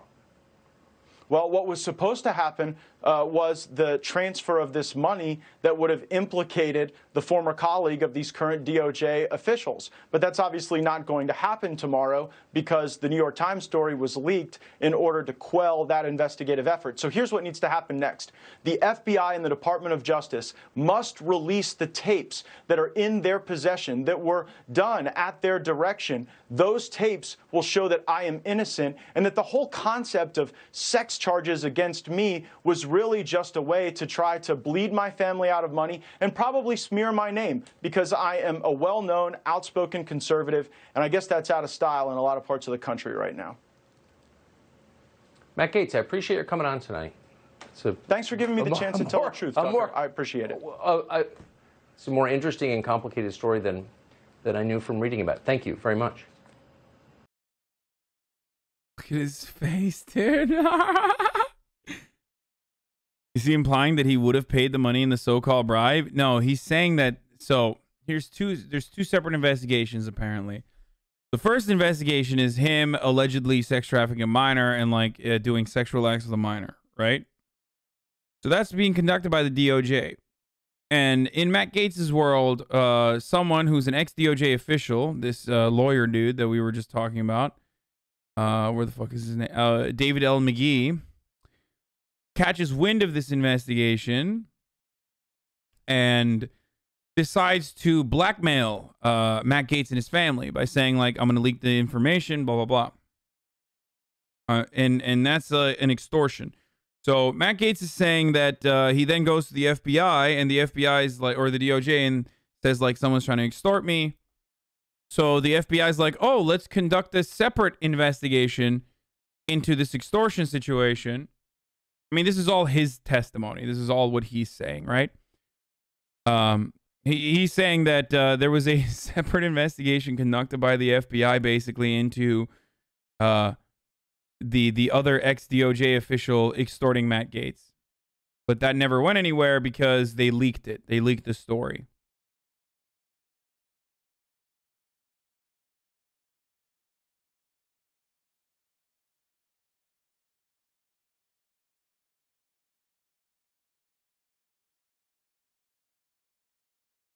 Tucker Carlson. If you just saw our Matt Gaetz interview, that was one of the weirdest interviews I've ever conducted. That story just appeared in the news a couple of hours ago. And on the certainty that there's always more than you read in the newspaper, we immediately called Matt Gaetz and asked him to come on and tell us more, which, as you saw, he did. I don't think that clarified much, but it certainly showed this is a deeply interesting story, and we'll be following it. Don't quite understand it, but we'll bring. You know he's fucking mad, dude.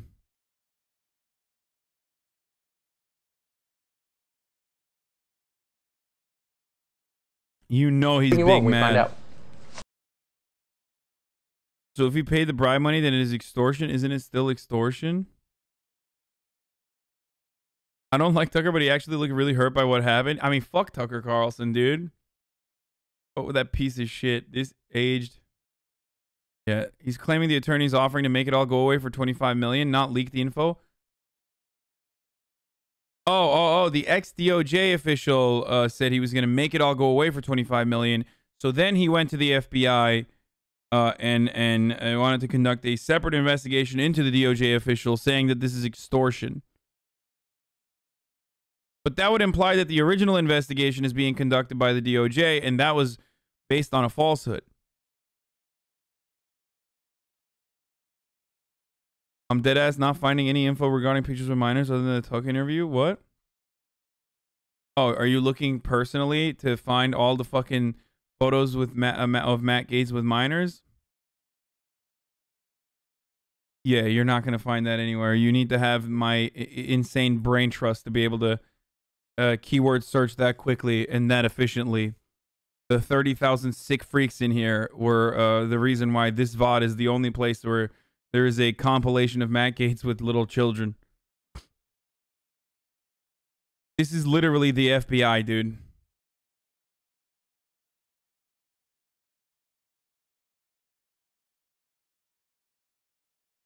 Found a picture without a girl. Uh-oh, what is this? Oh. So stupid.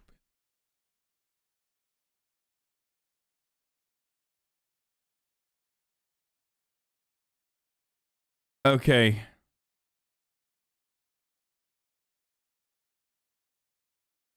No, he was saying you can't find people talking about pictures incriminating Matt Gaetz. Oh.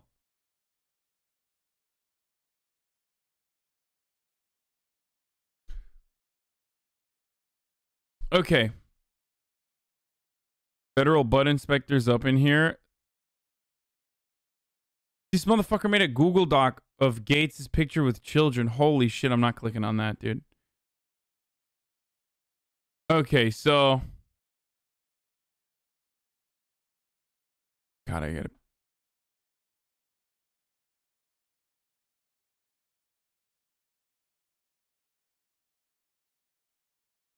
Oh, there's the leaked picture with Nestor. Shut up, that's funny. For those of you wondering, this is my son Nestor. We share no blood, but he's my life. He came from Cuba legally, of course, 6 years ago and lives with me in Florida. I'm so proud of him. Raising him has been the best, most rewarding thing I've done in my life. Okay, where's the original? Oh, we were going to look at the original Nestor shit. Okay, so Matt Gaetz recently was caught, like, not unlike Drake, okay, harboring a Cuban immigrant, his large adult son. He's not actually adopted. When this random, like, 25-year-old or whatever was sitting on a couch behind him, okay, as Matt Gaetz was the sole person in Congress to stand against a sex trafficking bill.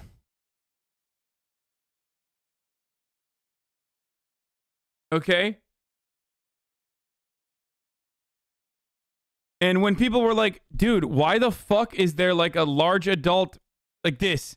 Why is there like a large adult child in the background as you are fucking, you know, talking about sex trafficking victims and shit?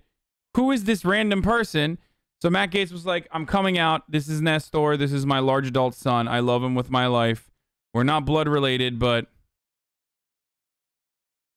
you know, here, let's just watch.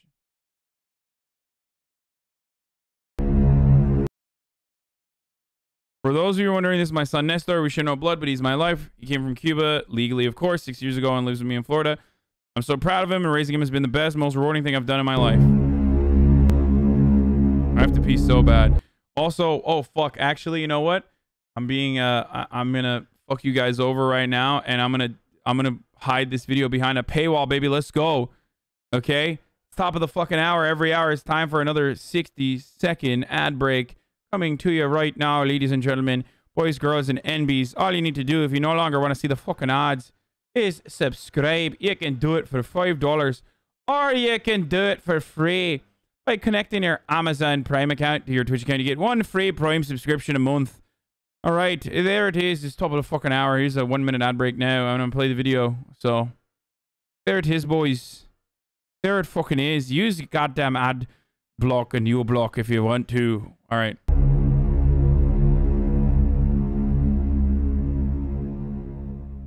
So why then would I be the only no vote in the entire Congress against legislation that had human trafficking in the title? I assure you, it's not because I don't think human trafficking is a problem. It absolutely is. But far too often, the best of intentions can lead to mission creep at the federal level. As you guys can see, I've got my helper Nestor here. I'm at my parents' house out in Walton County. We've got the Christmas tree still up, and my mother will be very angry that I took a shot with the Christmas tree in the background because she called it a Charlie Brown Christmas tree, but I think it's delightful. I served as the chairman of the Criminal Justice Committee in the Florida legislature for 2 years. And during that time, Tampa was actually the third worst place in America for human trafficking. Bro, what is he doing? He's just like doubling down. Dude, this is so funny. What? Why is he like, I mean, he's just like saying, I was dog shit, dude. I was dog shit doing justice on sex trafficking. So as you can imagine, we had a lot of legislators really interested and concerned about the issue. The main problem we had is that prosecutors couldn't bring human trafficking cases because the elements were too difficult to meet. Specifically, the element of duress. The case in Florida used to be that you had to prove physical duress to bring a human trafficking prosecution, which means someone had to literally put their hands Okay, that's just not, I don't think he's like on someone and shove them into a van or an airplane or a boat for a human trafficking event to have occurred. I was part of the leadership that changed that definition so that now economic duress, psychological duress, those forms of duress can meet the duress element so that we can actually bring cases and lock up human traffickers. Lock up human traffickers. Lock up human traffickers. Thanks so much to everyone and look forward to seeing you soon.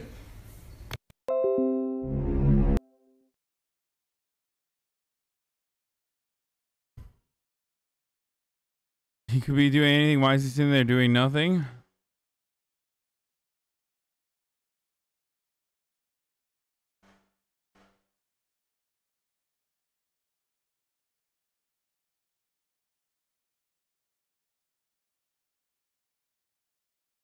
Who is Nestor really though? Nestor is a, like I said, a large adult child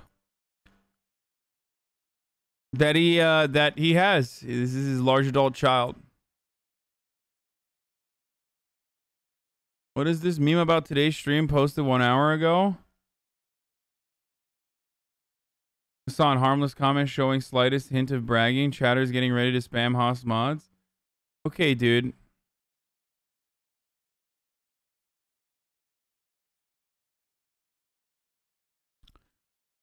Oh. Thank you, Goji404 for the 10 of the subs. Well, I can confirm Matt Gaetz was dating a college student while he was a member of Congress. I sat across from an intern and had her lie to me for 45 minutes at a Pret Manager before she sent me an email later confirming the story. There is one thing Gaetz would prefer to keep out of the media, his love life. 2 years ago, former staffer sent him a blunt text message about a 21-year-old woman Gaetz was dating, who would later become a Democratic congressional intern, urging him to ask the woman to delete photos of him from her Instagram account. The staffer wrote, "Don't be surprised if many of the conservatives and competitors like Chris Dozov in Florida may frown upon her sexually explicit images. Her videos showcasing her multiple capabilities to smoke weed and her flagrant application of language." Gaetz declined multiple requests for Mother Jones for an interview, but out of the blue, he called to identify the woman he's dated. "I'm pleading with you not to identify her." Okay, so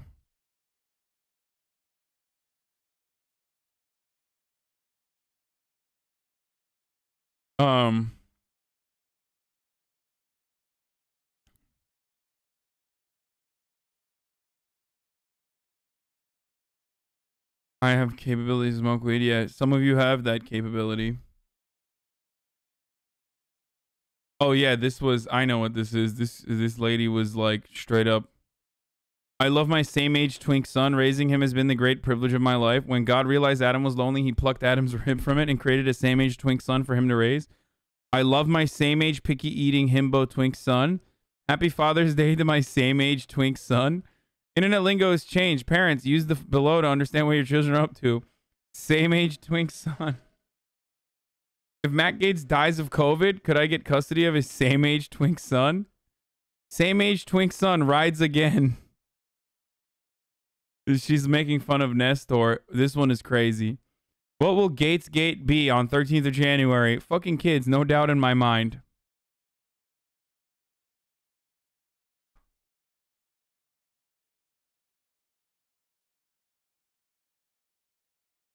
Florida representative. Oh, how do I like? Do I put a dot here or something? Is that how you do it? Okay, there it is. Florida Representative Matt Gaetz told Fox News he let his adopted son Nestor go on spring break to COVID hotspot Panama City. "I allowed him to have an abbreviated one," Gaetz added. "I did not have a good night's rest the entire time he was there until they knew he was safe, okay, and back at school."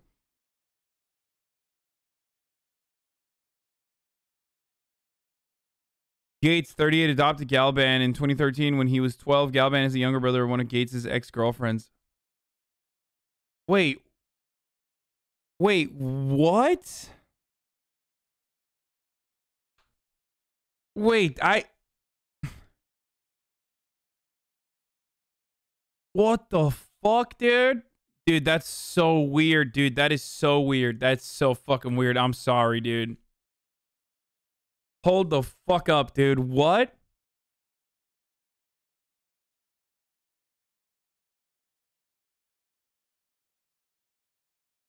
What if Matt's large adopted son hung out with Jordan Peterson's daughter during COVID?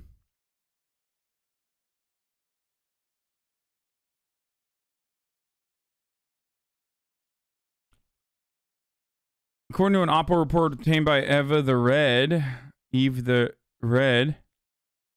Matt Gaetz was involved in an autoerotic asphyxiation game that led to a man's death with Gaetz and his dad covered up. Can't corroborate the details of the death, but find a man who manages the alleged victim. Okay. This is like we're getting into some real God.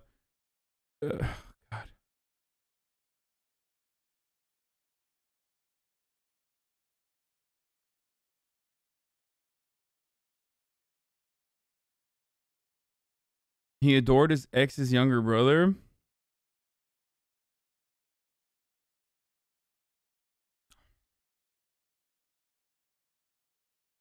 All psychos can't stop once they find a way to leave undetected. Yeah, we don't know what this is, okay? We don't know. Like, this is just fucking... I'm sorry, but... That's, yeah, I'm not going to entertain that right now, at least.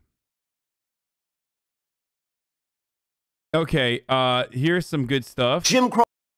Ladies and gentlemen, you already know what's going on in fucking Georgia, okay? Georgia voter suppression bills are passing, okay? And Republicans are mad as fuck once again. Why are they mad? Not because, like, long lines are back on the menu for, you know, citizens exercising their democratic rights, but they're mad because people have the audacity to say that making black people vote, making it harder for black people to vote is actually not Jim Crow. It's something else. Tim Crow. That's what it is. Shut up. Don't say it's Jim Crow or segregationist at all. Fuck you. Why are you saying that? It's not true. Here, let's let Ben Shabibo own you in the marketplace of ideas with an incredible analogy. I'm going to go pee. I already watched the video earlier, so... Jim Crow explicitly created a separate system of law for black Americans and treated them as inferior. There's nothing in the law like that. That's not only an overstatement, it's just an outright lie. But, says Jamel Hill, all of corporate America should resonate to the lie.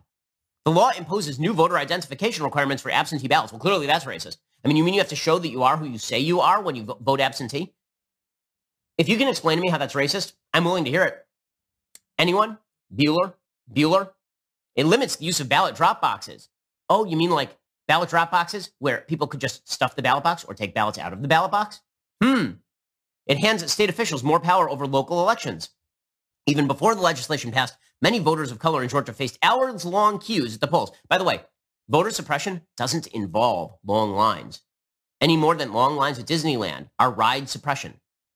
You know what voter suppression is? Voter suppression is where you don't get to vote. Making those waits even more arduous, the new law bans giving food and water to people in line to vote. That's not even true. It bans giving any gift to people in line when they are within 150 feet of the polling place. You can bring water with you. There are people outside who can give you water. This is just not true.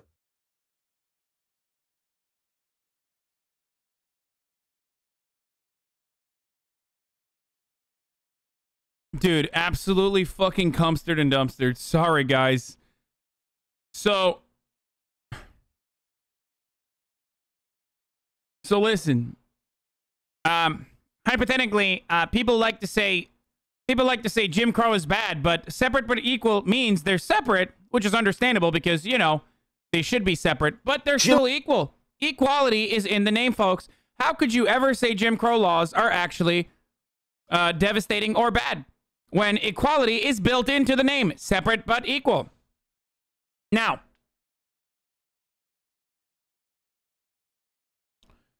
not only that, but people like to say that this is discriminatory against black people. Well, show to me where it says black people cannot vote. The laws that we have in the segregated South are actually necessary. For example, the grandfather law. If your grandfather, hypothetically, is not allowed to vote, then you are not allowed to vote.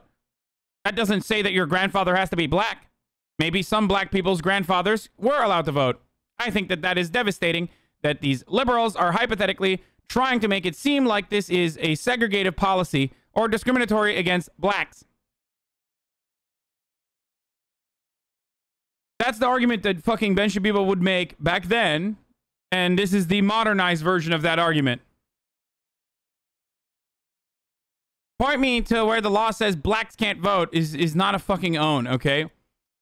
Also, there is so many different reasons why this analogy is so stupid. One, rich people literally buy fast passes.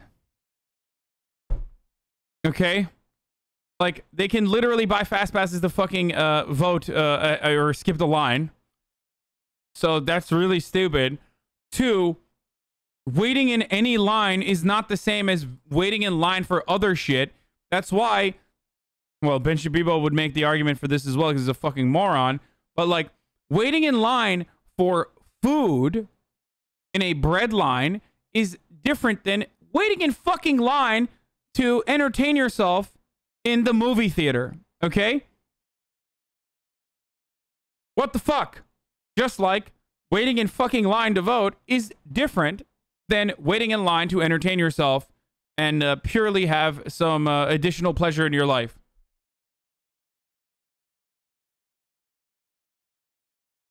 When you vote absentee?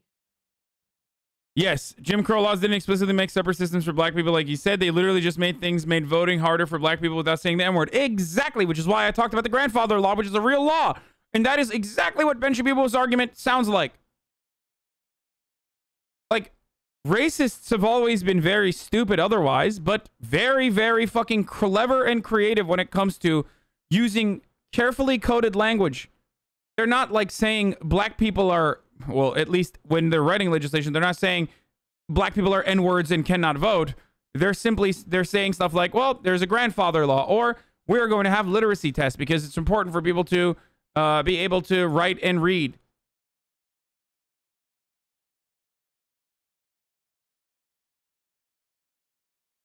That's how you fucking enact segregationist policies without literally say, or poll taxes. Like, that's how you enact segregationist policies without actually saying, like, black people can't do it.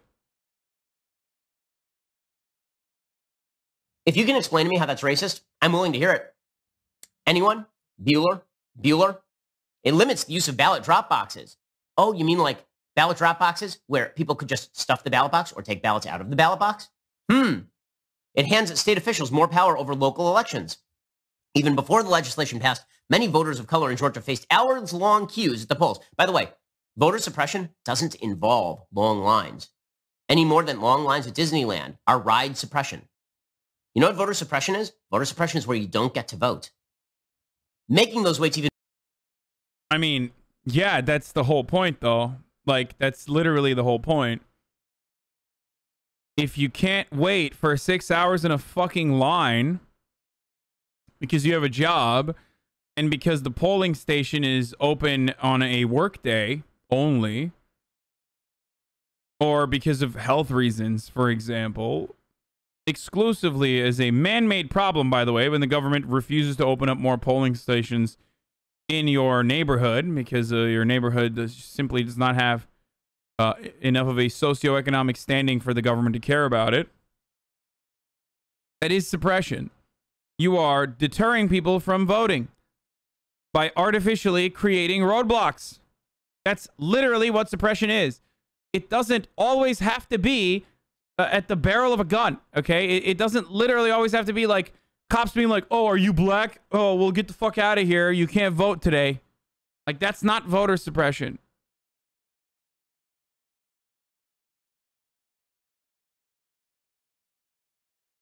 Even more arduous, the new law bans giving food and water to people in line to vote. That's not even true. It bans giving any gift to people in line when they are within 150 feet of the polling place. You can bring water with you. There are people outside who can give you water. This is just not true.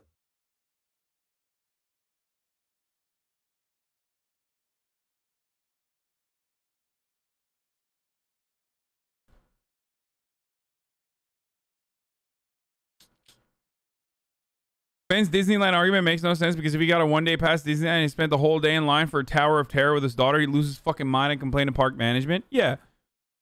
And you bet your fucking ass he also wouldn't end up getting on the ride at the end of the day, too. Like, he probably would leave after 3.5 fucking hours. He'd be like, I don't want to do this anymore. Oh, wait. Guess what? Yeah, your fucking ride got suppressed. Also because you're too short. And you must be this tall to fucking ride this ride. So your daughter is probably fine, but you, my friend, are not.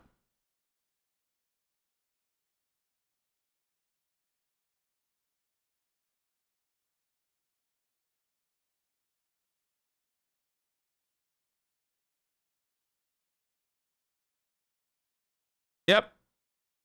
There you go. I mean, I said the exact same thing. Disneyland famously sells passes to let you skip the lines.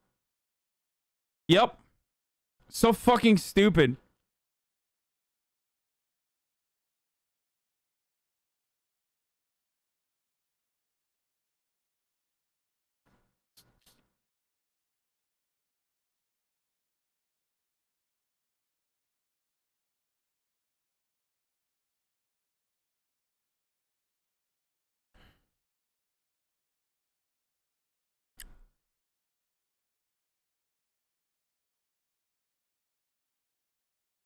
Yes, a competency test isn't perfect and can be abused. However, allowing legions of uninformed, oblivious people who... Dude, this guy's just a literal fascist, dude. I mean, he has it in his bio. Like, I know he sarcastically has theocratic fascist in his bio, but he literally is a fucking Christian fascist.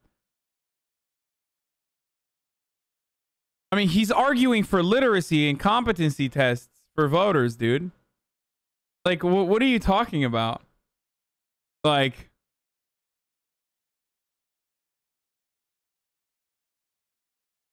You do realize half the country thinks right-wingers like us are uninformed, right? Wait, is this person really a right-winger? Oh my god. The fact is, who gets to write the test? The test can be so easily abused. I can imagine if Democrats are in power, the test would be the one old people would fail on. This is such a bad take. I don't know how you can't see that. Republicans wouldn't win another election if they passed that. Yeah.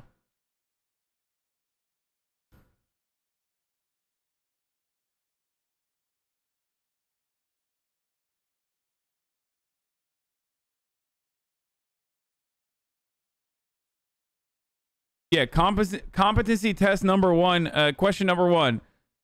Who's the president of the United States of America? Okay. That's it. Fucking owned.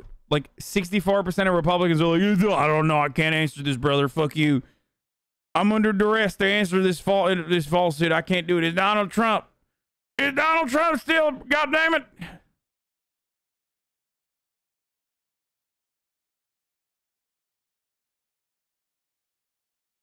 You're cheating, brother. You're fucking cheating, brother. Shouldn't you be more concerned about why so many Americans are illiterate in that scenario? What? I mean, I am. That's a separate issue. This is like with COVID when people were saying, oh, COVID is only really bad if you're obese or if you have other fucking medical conditions. Well, okay. If more than 50% of the country has like another significant underlying condition, then that's how you have to react. You can't operate like that's not how epidemiology works. Like you can't literally do fucking disease control like you are a much healthier nation than you actually are. You have to look at the body. All right? Like that's really stupid. If half the country doesn't pass literacy tests or whatever, which is not even the truth, but then you can't just be like, all right, we're going to do literacy tests so fucking 50% of the country can't vote. You have to operate on the basis that like people who are not very good at reading or writing or illiterate would still be able to have the right to vote.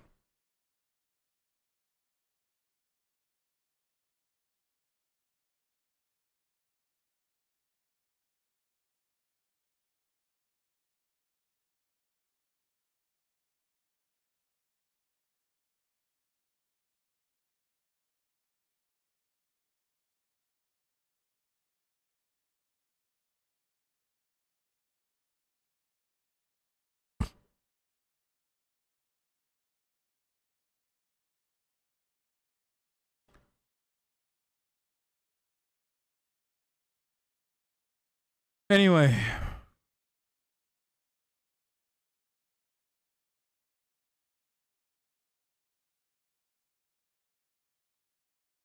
The only literacy test I need is literacy to read the Bible. Okay, so I am going to I'm going to watch this. This is like a tense exchange between the man who witnessed the George Floyd's death and Chauvin's attorney. This is Donald Williams II, a bystander. You called him a tough guy. I did. You called him a real man.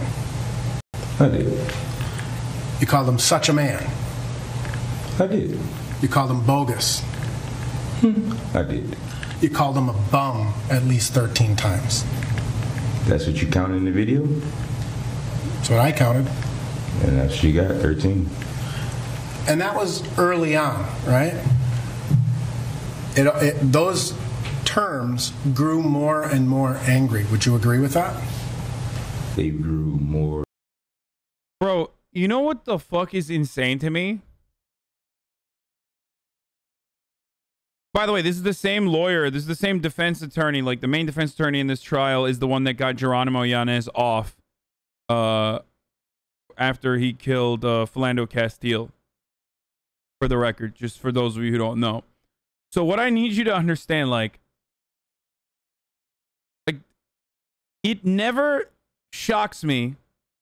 It's always disgusting, but it no longer shocks me when I hear people get more offended at the prospect of being called racist than the racist acts themselves, or rather get more offended in an effort to like create a solid defense or assume that there's going to be a solid defense that like, well, you fucking made my client mad, so he murdered someone in cold blood in broad daylight. Like, you think that's the fucking serious problem here? Like, this is a murder trial, motherfucker. You can't just be like, oh, well, you committed a microaggression, sir.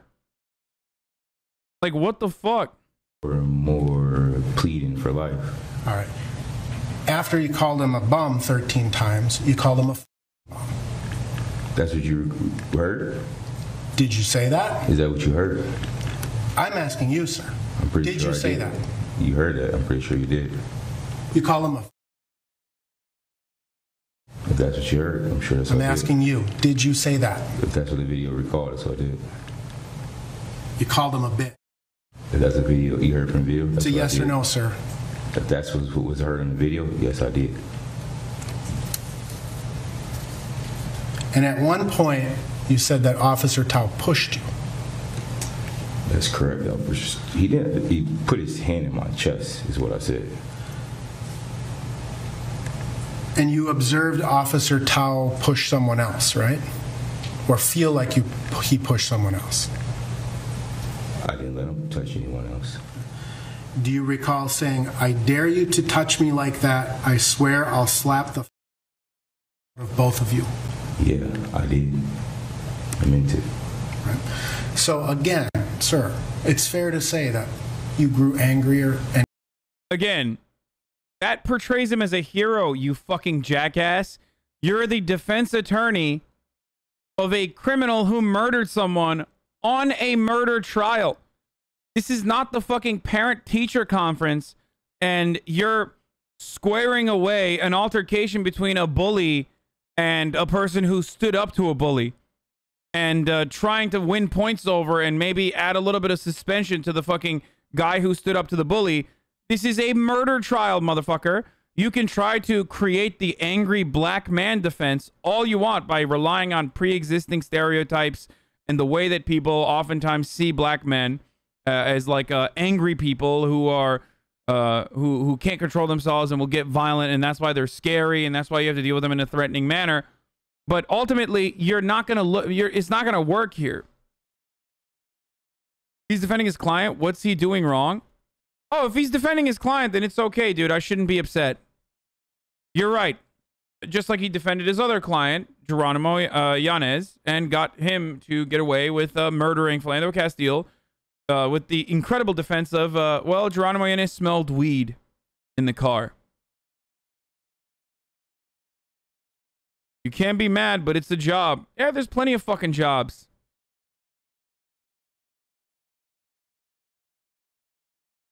And yeah, he's not even doing a good fucking job, idiot.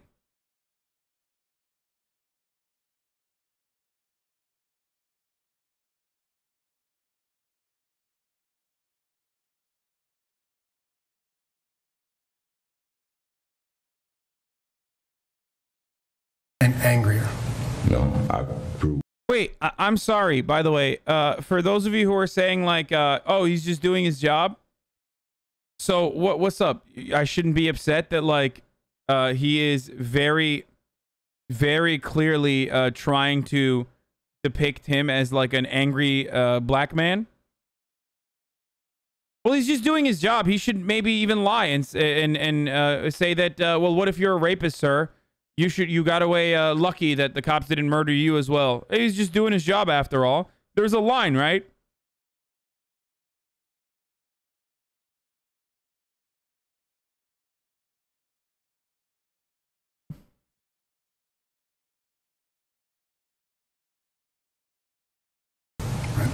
So again, sir, it's fair to say that you grew angry. Luckily, this isn't being decided by your opinion. Dude, you are so fucking incredibly stupid, dude. You are so incredibly stupid. Like, yeah, luckily it isn't being decided by my opinion, except I probably would have a significantly more open-minded approach to rehabilitative justice than motherfuckers like you and most motherfuckers in this country. Just leave the audience, you dumb fuck. Why are you here? Like, imagine fucking crying about a court case. Like, imagine crying about a political commentator's point of view on a court case that is like heavily fucking racialized. What a fucking moron. What an oblivious fucking moron, dude.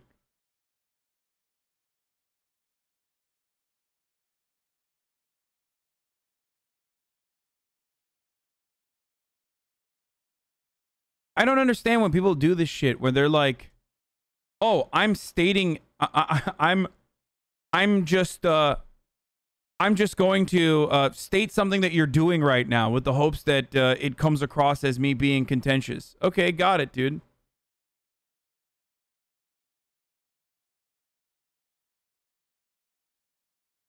I hope you're happy that you got banned. You got your one fucking moment of relevance.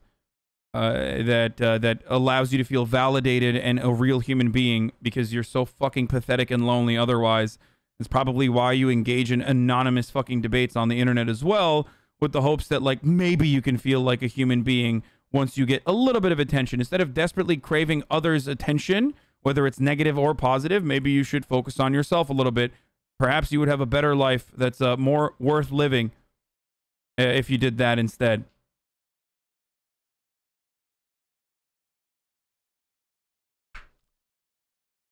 Angrier and angrier.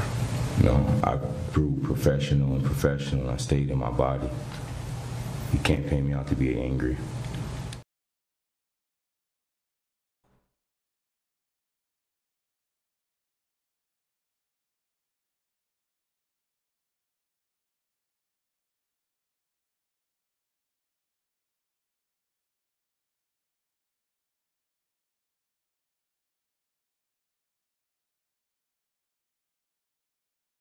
I know the lawyer is trying to make the case that the crowd caused the defendant to react the way that he did. It's everyone's fault but the officers type argument. I know.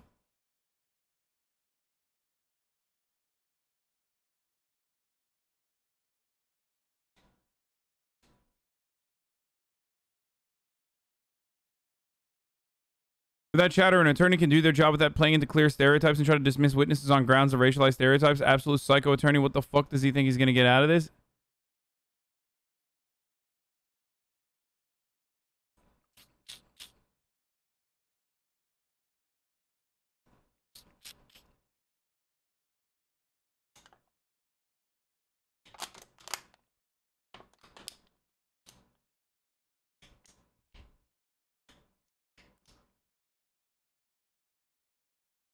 There's no other argument that they can make in this circumstance, because it's such a fucking open and shut, clear-cut case. The open and shut, clear-cut case that like a person was murdered by an officer of the law for a fucking fake $20 bill, dude.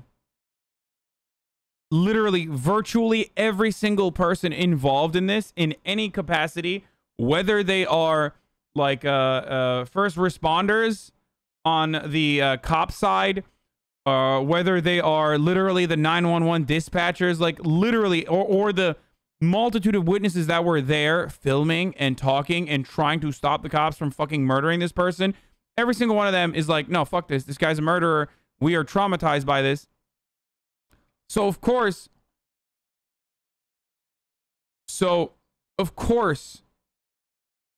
they have no other defense, so they're gonna just fucking do this shit.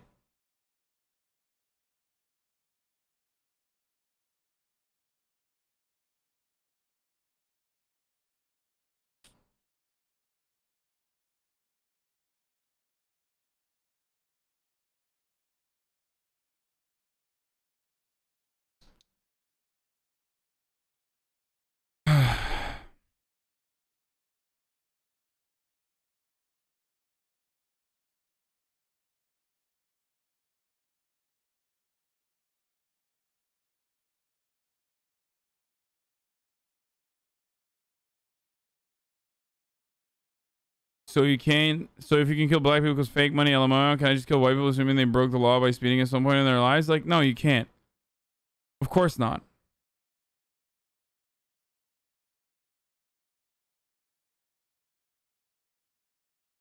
Even cops from around the country, almost in unison, turned around and described this as an act of brutal violence. Because it's so fucking open and shut. And so clear cut. How would you attorney this? Oh, I just would not. No, I literally cannot. Like, I get it. Everyone deserves a right to an attorney. Everyone does. And Derek Chauvin does, whether I like to admit it or not. Of course he deserves an attorney. But you got to be a really weird person to be able to do that regularly as though it's like a part of your job. For the record. And going by what this guy's track record looks like, I don't think he has a problem with taking on cases like this. He's kind of known for taking on cases like this, especially like I said, the high-profile case of Geronimo Yanez and the murder of Philando Castile. Ultimately, what you're looking for in a situation like this as a lawyer is probably to plea bargain as quickly as you possibly can. Stay stay the fuck away from the public eye. And be like, dude, this is pretty open and shut. Instead of being like a racist shitlord, I think what we should do here is look for a plea deal, like lower the charges as best as we possibly can. Ultimately, that's how 94% of fucking cases end in the United States of America, regardless. And go for less time, as little time as possible, and that's it.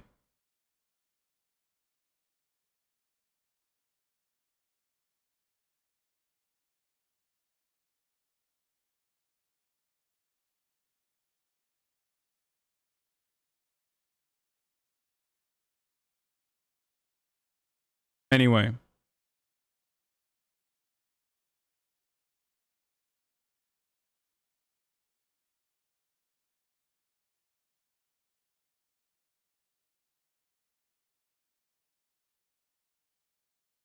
What if a black cop did that to a middle-class white woman? The black cop would be shot from across the street? No. But the black cop would go to jail. You want to know how I know that? Because that's the only fucking police brutality instance in Minnesota that has happened in recent years where a black cop was arrested and charged and convicted of murdering a victim. Justine Damon. Mohammed Noor was the name of the black cop who shot Australian immigrant yoga teacher Justine Damon. So it did happen already. So you don't have to. And his fucking partner gave him away too.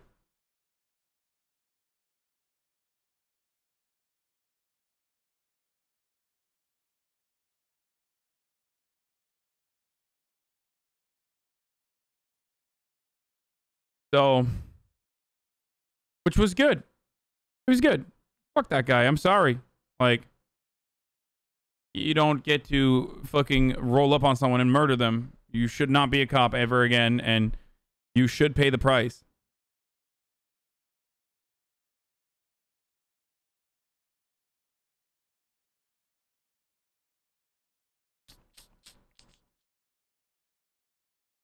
Same should happen to Chauvin and also the other officers that were on the scene, for the record. That is my point of view on this matter. That's what I believe.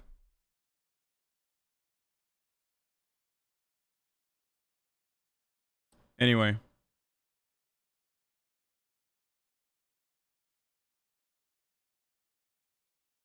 You believe lawyers should be privatized like this, that all representation should be appointed? Minneapolis police, the murder machines of the resident police presence in the city is unlike any I've ever lived in.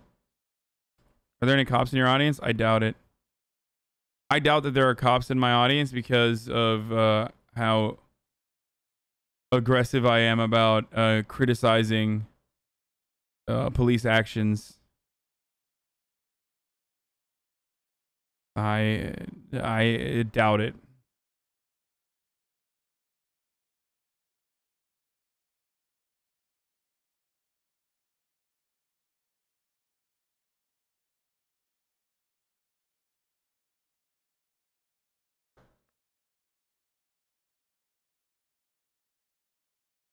Even though justice was night and day, Damon's family got a $20 million settlement from the city of Minneapolis for the loss of their loved one. Can you imagine ever happening to any other black victim? I mean, there is victim compensation. It doesn't really work, though. It doesn't, because it doesn't fucking matter. You never actually... You can't unmurder someone, you know?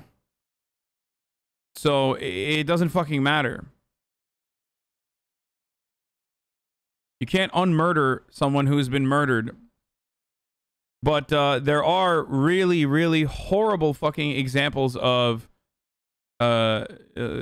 local like municipalities and local admins actually paying victims' families like 20 cents per child that witnessed the execution of their father, like in Florida. And that was really bad. That was really, really fucking bad. Wait, did I just get raided?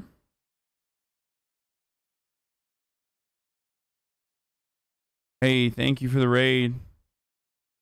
Thank you for the raid, Tyungi. I hope you had a good stream. This is the take that was wild. How do you know so much about this? I don't know. It's kind of my job, man.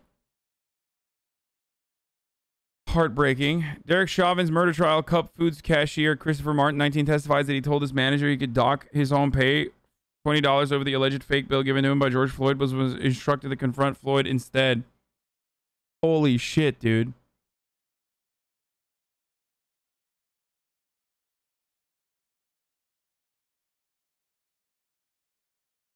Sorry for the bummer story that we're talking about right now, but we're going to move on to some more light content right now.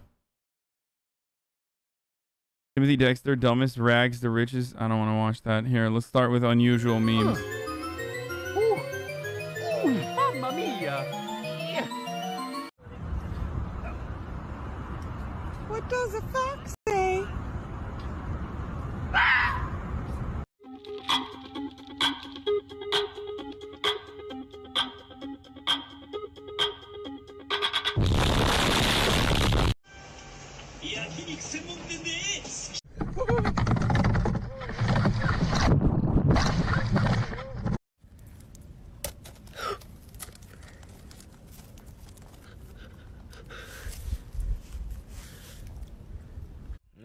I'm mid-digit. I'm low-key. Yeah, I'm mid-digit. I'm gay as hell. I'm gay as hell. I'm mid-digit.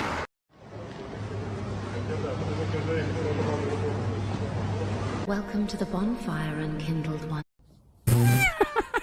Count of three.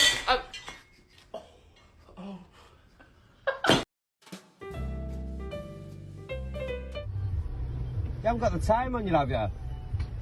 1:05. Cheers. Stupid little. So cute. Und zurück in den Rancho.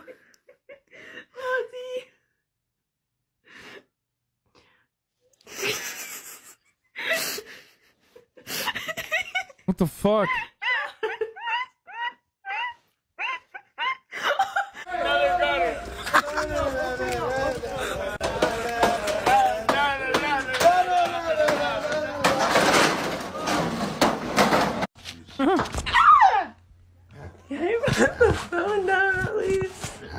You can't get a head start. Hey, we have to work something out. Oh, good pick. Good pick.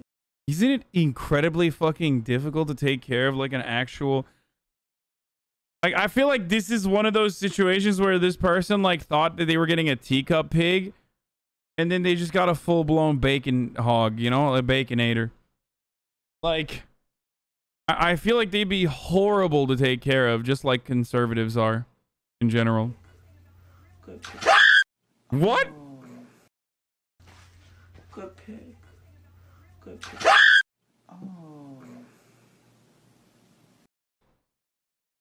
Teacup pigs are not real. They're just baby pigs sold as a scam. Yeah, I feel like pigs can like eat human beings and shit, you know? Hey, I made you a music playlist to use Donnie's racing tunes. Wow. Okay. Thank you. As a pet pig owner, it's very difficult, but also very rewarding. Comment. You look so fat.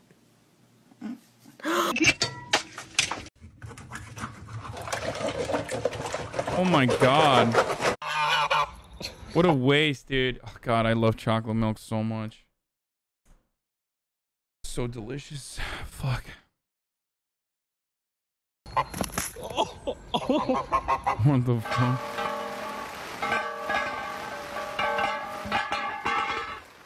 Excuse me? Can you stop?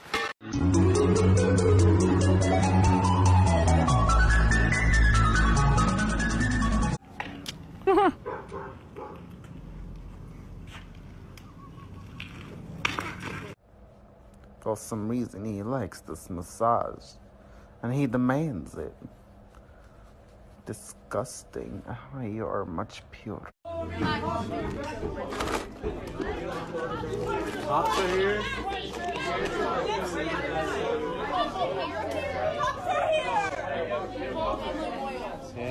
Cops are here, yes! Cops are here!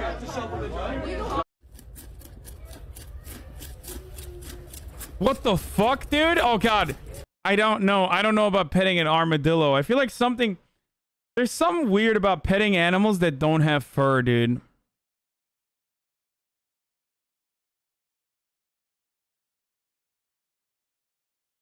Why'd you say leprosy?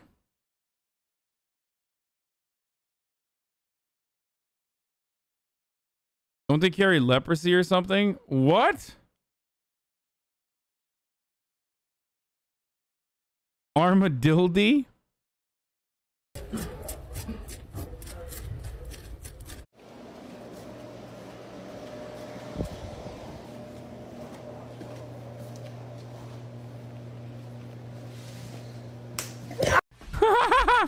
Okay, it's like, it's petting an armadillo is like petting a fucking tortoise. Apparently 2/3 of armadillos have leprosy. Jesus Christ. Okay, dude, that's... I know we just watched something that was like supposed to be fun and you know, lighthearted or whatever, but that's terrifying, okay? Like, you're literally risking getting leprosy for the memes.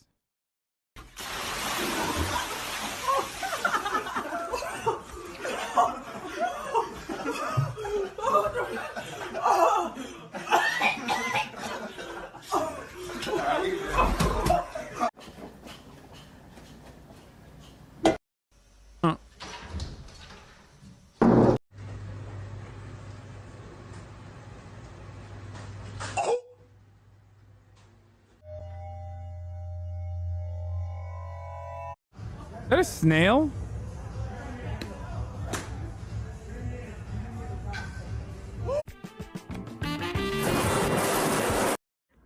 Wait, what? Oh, he just pulled it out.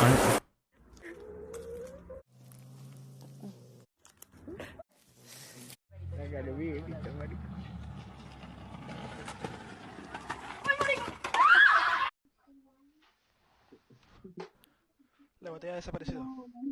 Oh, qué chido, güey. Y yo también.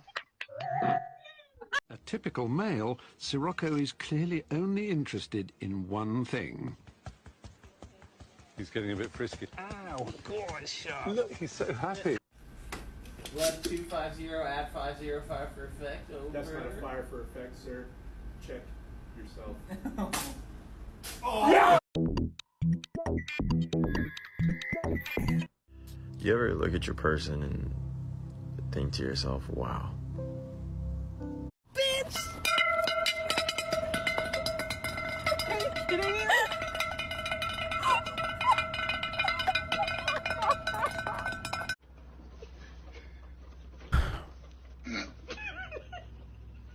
Bears are fucking insane, dude.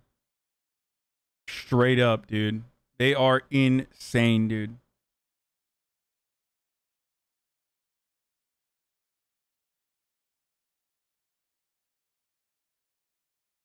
They're OP as fuck.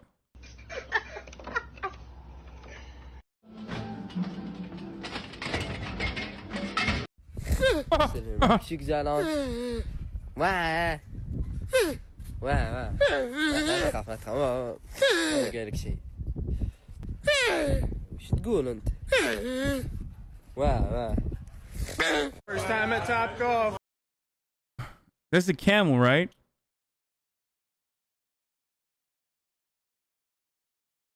Was that like a llama?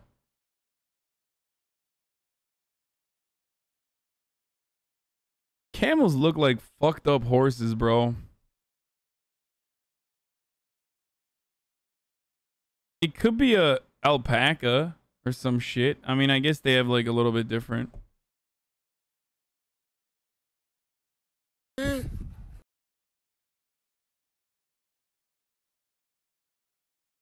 Horses that never left the desert, Sadge. Camel is a horse you ordered from Wish. No, it's a camel. Doesn't look like an alpaca or a llama.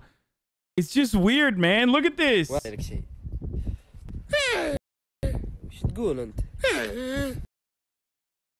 It literally just looks like a fucked up horse, dude. Just a hurt ass horse.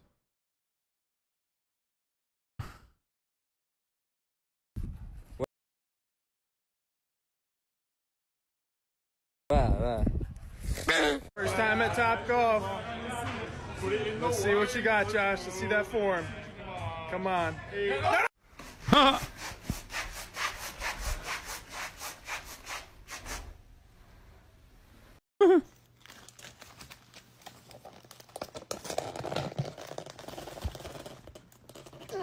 Oh God.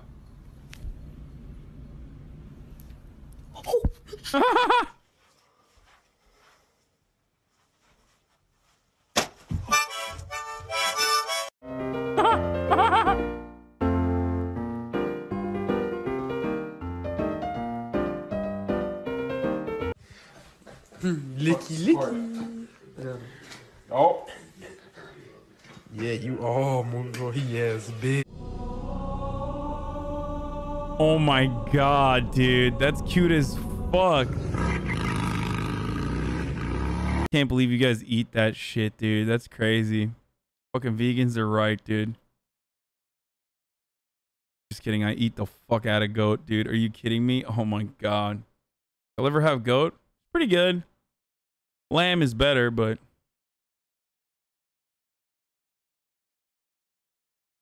goat cheeses. Wolf Nickel, when much on Aynen, he finna die so soon.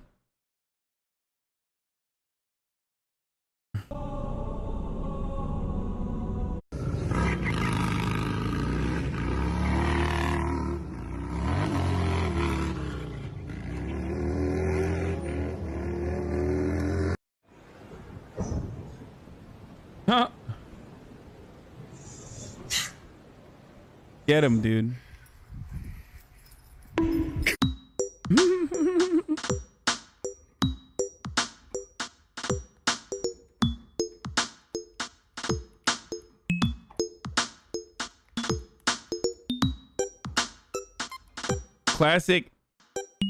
Classic unusual memes like important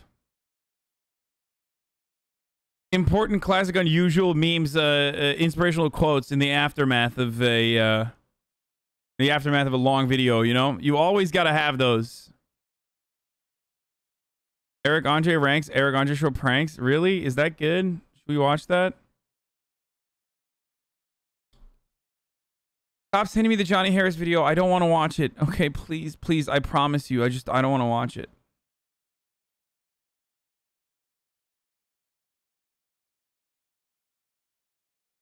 You never watched Daily Dose? I love Hello Daily everyone, Dose. this is your Daily Dose of Internet. This giant cloud was seen Daily Dose is a HasanAbi head. Rolling over a neighborhood in Argentina.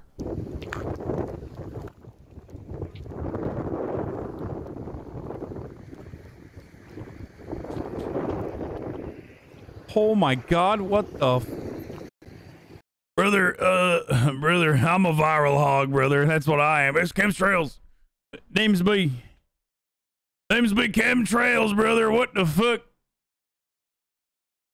This is how they get you, brother. You start off by thinking chemtrails are fake, and then look at that, brother. Watching that made me violent.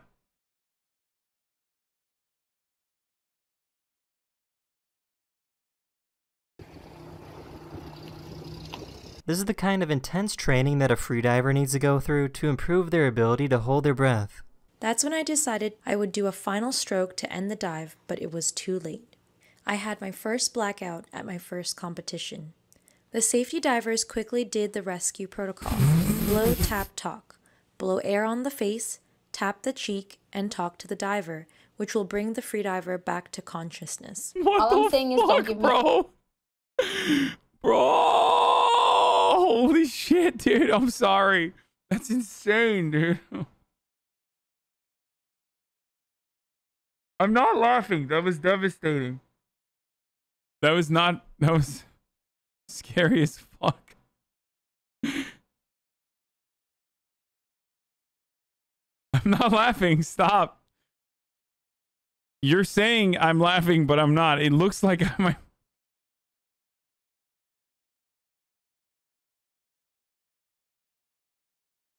Bro, people like take on, you know, origami. And she was like, no, I'm gonna fucking die for a hobby. Like my hobby is simulated dying. Okay, how am I not gonna laugh at that? I'm sorry. Like my hobby is literally going to the other side for a second and then coming back.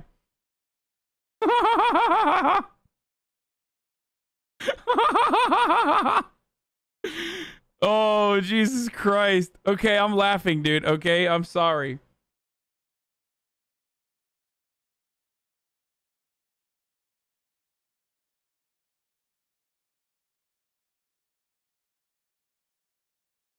The attitude. There was a SpaceX launch a few days ago, and the rocket debris was seen falling back to Earth.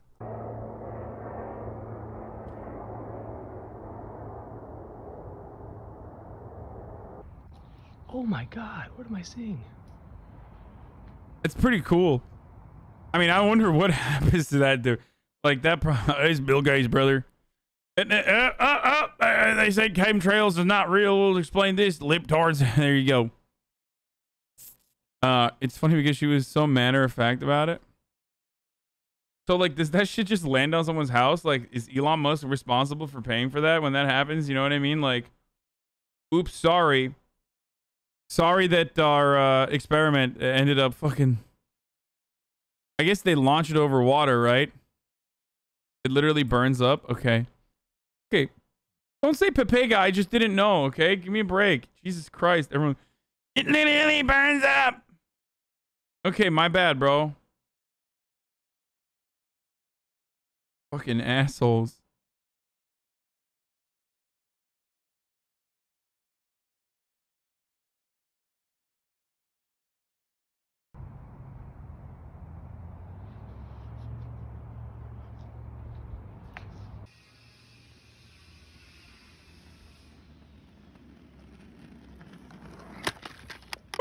The triggerfish. The reason it's called a triggerfish, this fin does not go down. You cannot push it down. But the little fin right behind it, that's the trigger. All right. Do you know who wrote Gullible on the roof? What the fuck? Yo, fish are so weird, dude. I can't believe you eat this stuff. They're so ugly and like... I don't get it. Honestly, it literally feels like it's just the #1 thing that screams, don't eat me, okay? It just straight up is incapable of looking edible, and motherfuckers are just like, nah, I'm gonna eat an alien. It's so strange. Shut up, seafood eaters. You will never convince me, okay? You will literally never convince me that what you are doing is fucking normal. It's so incredibly strange, dude.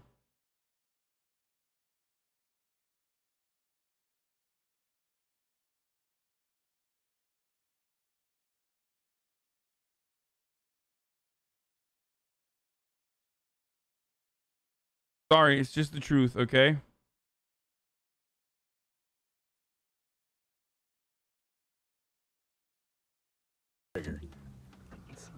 All right. Do you know who wrote Gullible on the roof? You don't know? Right there. You don't see it? I used to work in an elementary school for 9 years. I don't fall for things like that. Oh, okay. It's just written right there. So. Yeah, I'm sure it is. Okay. Okay, the reveal is that there's literally Gullible on the roof, right? Thanks for trying. Yeah.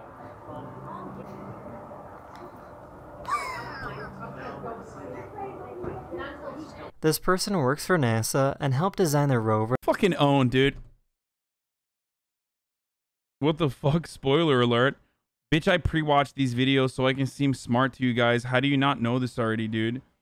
It's literally what I do, okay? It's what I do for a fucking living, dog. How have you not figured this out by now? Like, all the time I do this.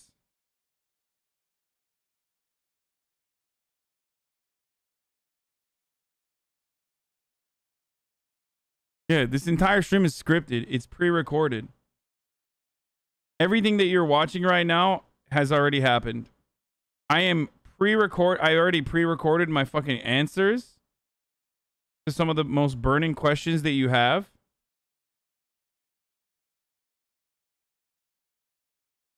That landed on Mars last month. Yep. He was working at home and his family recorded his reaction when the landing was confirmed.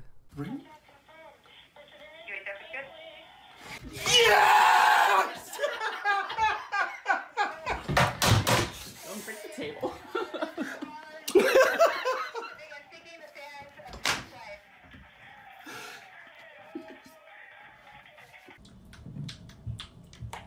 It's funny because some people will believe that though. Like I just said that and some people probably believe that now. Which makes this kind of funny if you ask me. Oh brother, he admitted it. Yeah, the multi-hour stun locks are also literally pre-recorded. Here's a bird's eye view of what sheep herding looks like.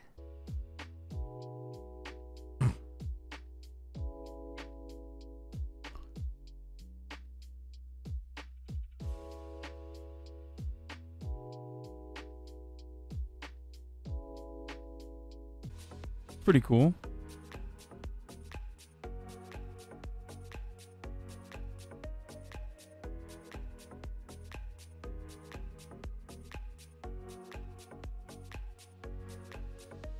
That's the end of this video. I really hope you enjoyed, and I'll see you guys again very, very soon.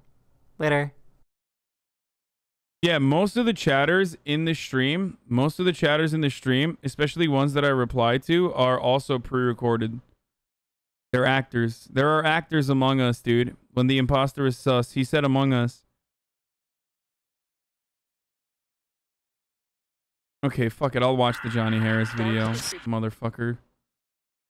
Or, the typing. Oh, new DUNKEY. Oh, the French light gun game. Real guns are strictly for morons only. They're expensive, they're extremely dangerous, and they're not compatible with any game. Oh my god, my favorite streamer, Dunkey. I hate him now. He's libtard, came out, said guns aren't fun, and my murder dildo is now under threat. I didn't realize that there was politics in my video games. God damn it, shut the fuck up, shut the fuck up. Oh my god, I hate Dunkey now. What the fuck? I used to love Dunkey. Now I hate him. Well, I want my murder dildo. Games, but for the more refined individuals of our society, the intellectual, you have the light gun.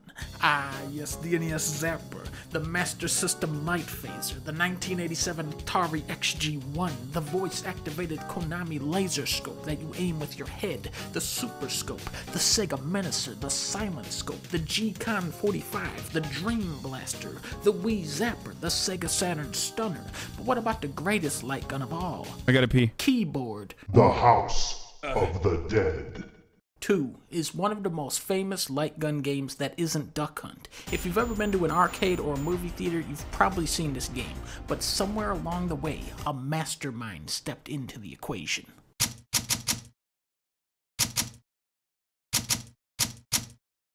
The Typing of the Dead. Yes, they turned a light gun zombie shooting game into a typing game. And you want to know how you know it's real? Because it's made by Sega. Now, the original arcade cabinet, you have the red and blue guns. For typing of the dead, however, you have 2 Dreamcast keyboards because the people who make this are a fucking genius. The only thing weirder than this game existing is that it's actually really fun. Smashing out words on the keyboard gives it almost machine gun-like feedback that syncs up beautifully with the action on screen. The game is like, hey, type my daddy's a plastic surgeon. And I go, and the zombie blows up and it's badass. While most of the story and gameplay is kept intact, there are a few changes, like how your guy has a Dreamcast on his back hooked up to a giant AA battery. That part is different. Also, instead of guns, all of the characters have keyboards instead, because this game is a masterpiece. Ain't nobody give a shit about a dumbass typing game made by some fucker. You do not play this game for the game. You play this game for the voice acting. It's like they're inviting me in. No matter how intense, no matter how insane the scenario the characters are in, the voice actors never lose their cool. I don't want to die. My God. This man has zombies attacking him while driving his car at full speed, and you shoot the zombies off and he goes, "Thank you for rescuing me." This guy is screaming. He is about to get murdered by a zombie. "Thank you for rescuing me." And then there's Goldman. The actor for Goldman is one of the all-time greatest character actors to ever grace the screen. Every time he speaks, the entire arcade goes silent, and everyone's eyes lock on to the screen. I've been waiting for you, friends. Goldman! Do you know what you're doing? I'm fully aware of what I'm doing. Can't you see? To protect the life cycle. To protect the life cycle. What happened? Like, why did this happen? What's the reason why the voice acting is like this?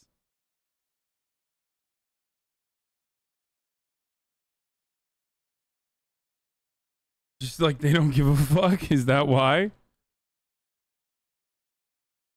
Such a powerful scene. Then Goldman gets up. This is the final battle. You fight like a dumbass robot beaver or some shit. Goldman! This is the final battle! Friends, it is not over yet. Is that all you have to say? In time, a successor will come. Successor? Farewell, friends. Now, in the original game, Goldman jumps off the roof and dies. But in Typing of the Dead, you get the alternative ending, where this happens. Farewell, friends.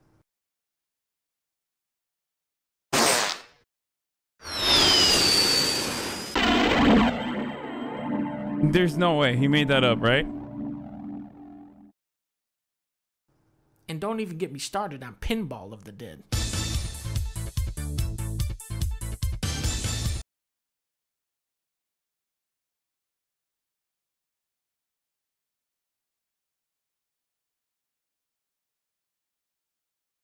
Creepy voice acting? The first video game to feature a real human voice was the 1983 arcade classic Sinistar, where Sinistar would say stuff like, "I am Sinistar." But that's enough about Sinistar. It's not his YouTube channel, it's mine. Let's talk about me. Personally, my first experience with voice acting was in 1998, watching my older brother play Metal Gear Solid, because most of that game is just people talking to each other. But it blew my mind because Solid Snake, this strange creature with shadows for eyes, suddenly felt like a real person because I knew what he sounded like. I see. David Hayter. Otacon. I'm relieved to hear that. Already tested, huh?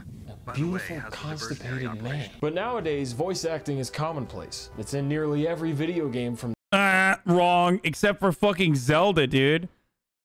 There's like...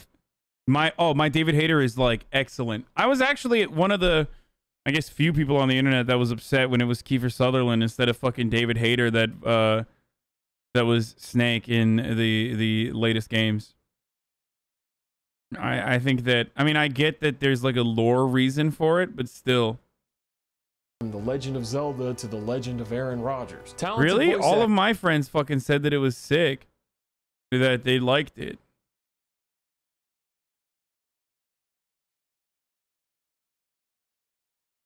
Everyone that I know personally that is a fan of the franchise actually liked that it was Kiefer Sutherland.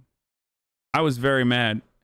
I mean, David, oh God, that's how you know I'm such a fucking sweaty gamer that like, I need you to bring back David Hayter. That's the voice I know from my childhood. Fuck you. Actors have become crazy vital to the development process of a video game. Because when you play a game, it is trying its absolute best to convince you that these people and places and things are real. And hey man, you just care about this shit. So when fictional characters actually have unique and convincing voices, when Kratos opens his mouth and it sounds like a bunch of rare gemstones, such as jewels, were thrown into a blender. Wait for my mark. Relax. Do not think of it as an animal. Are you gonna be my new mom? Suddenly that character feels a lot more grounded and realized in our world. And it has to just be a crazy difficult process. Like Bungie had to sit down and be like, all right, what the hell are these goofy ass alien dudes supposed to sound like? Like when you hit an elite in the back of the head, should they make a sound of just like, ow, or should they go, ah? And because video games have been truly blessed with some really talented voice actors over the years, memorable characters like Voss and GLaDOS and the Merchant from Resident Evil 4 are that much more ingrained in our wacky gamer brains. I'll buy it at a high price. But one of my favorite things in the whole wide world, god damn it, I love it so much, is when, for whatever reason, stop it, Nicole. I can't move. Something just goes terribly wrong, and the voice acting is just abysmal. Wow, I really can't move my body. What the fuck? What did you do, Nicole? God damn it, Nicole fucks me up. In theory, bad voice acting should probably make you mad, right? It should be a reaction of, what the fuck? I paid $60 for this game and this dude is laughing like this? What the fuck? But I've never met anyone who hated a video game just because it had awful voice acting. I mean, alright, if it's a super serious game that you're just playing for the story, what are we gonna do? It's pouring rain. Little rain never hurt nobody. Come on, let's go play. or if it's a game where like the voice acting is all that it has, Oh boy, I'm so hungry, I could eat an octorok. or if the game has a bunch of little Nimrods that all sound the same. Get me mad, and I'll prank you. And not a little, a lot. Yeah, that's pretty damn annoying. Oh no, I slipped and I accidentally installed a mod that lets me kill the kids and I'm in jail now? Wait, what? I'm just trying to say that nobody is gonna flat out stop playing Kingdom Hearts 3 when it comes out just because the non-Disney weeb shit sounds like it was written and performed by my nephew. Accept the power you're given.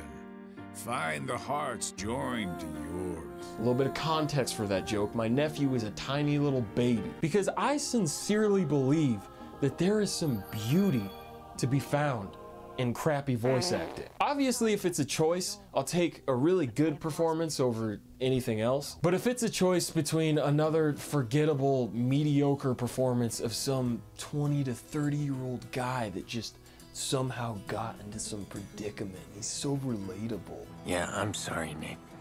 Really. Come here. Who are you? What do you want? You were careless. You left a trail. Now he's on to you. What are you talking about? Who's on to me? What fucking game is this, dude? Is that Devil May Cry? Is this White Boy Summer, dude? Or just straight up hot garbage? I should have been the one to fill your dark soul with light. I'm gonna take that hot garbage out on a hot date because now I got way more bang for my 10-point buck. If a single video game is capable of providing me with edge of my seat entertainment 1 second, and 2 seconds later, I am losing my mind because Goldman is the funniest thing I have ever heard. Man committed a sin, disturbing the life cycle of nature, the original sin that man is responsible to protect the life cycle. Life? Why does he say life like that, dude? To protect the life cycle. I have made a creature to rule over mankind. This is the final battle. Then final battle game that I want to pre-order at GameStop and get the free unlocked DLC of the ACT test prep book, Power of the Players. I mean, it's the same logic behind movies like The Room, right? You know, maybe you're not remembered for reasons you wanted, but anyone who's played Mega Man X4 isn't gonna forget about it anytime soon. Iris! Ah! No, this isn't happening! There's no reason for me to go on. What am I fighting for? Dude, anime dubs are so bad. They used to be so much worse. What the fuck, dude? Like, does it just not, does Japanese not translate to English? Like, what the fuck? You know, I'm not really sure why it's super common for horror games in particular to have just dog shit voice acting. Kill me, please. But every time Barry opens his mouth to let some more garbage out, I feel safe, even if it's just for a fleeting moment. Here's a lockpick. It might be handy if you, the master of unlocking, take it with you. But just take a look at this. It's forest. Oh my God, that was too close. Oh my God. You were almost a Jill sandwich. But the real reason I believe just garbage day voice acting is beautiful is because I feel like this type of YouTube content is played out now. Maybe, I don't know. Maybe it's just me. I'm not like the biggest fan of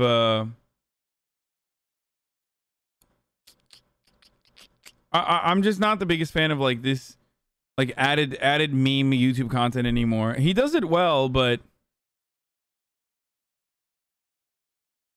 this was probably like, yeah, 2018. This is like the last of a dying era now, I feel like. It reminds you that there's real people behind the games we play, for better or worse, who perhaps in the case... I'm not saying anything about this guy. He's great. I've watched his videos before. I think it was like his Red Dead video that I really liked. Shut up. I like him. I like him a lot. Isn't it the same as what DUNKEY does? I don't know. I feel like DUNKEY does it different. Of Last Alert had a very small budget and could only afford to have 2 guys do all of the voice acting. Guy Kazama, if you don't want the hostage killed, you should keep quiet. Guy, the stealth bomber is in the back of this factory. I guess really the only point I'm trying to make with this video might not even be a point at all. I just really love this shit. It makes me so happy. And I would never trade the awful fake human bot voices in Counter-Strike Source for all the rarest gemstones and jewels in the world. My advice for aspiring crappy voice actors: do quit your day job because you are making mine way more fun. Wakanda forever. Stay safe out there, kids.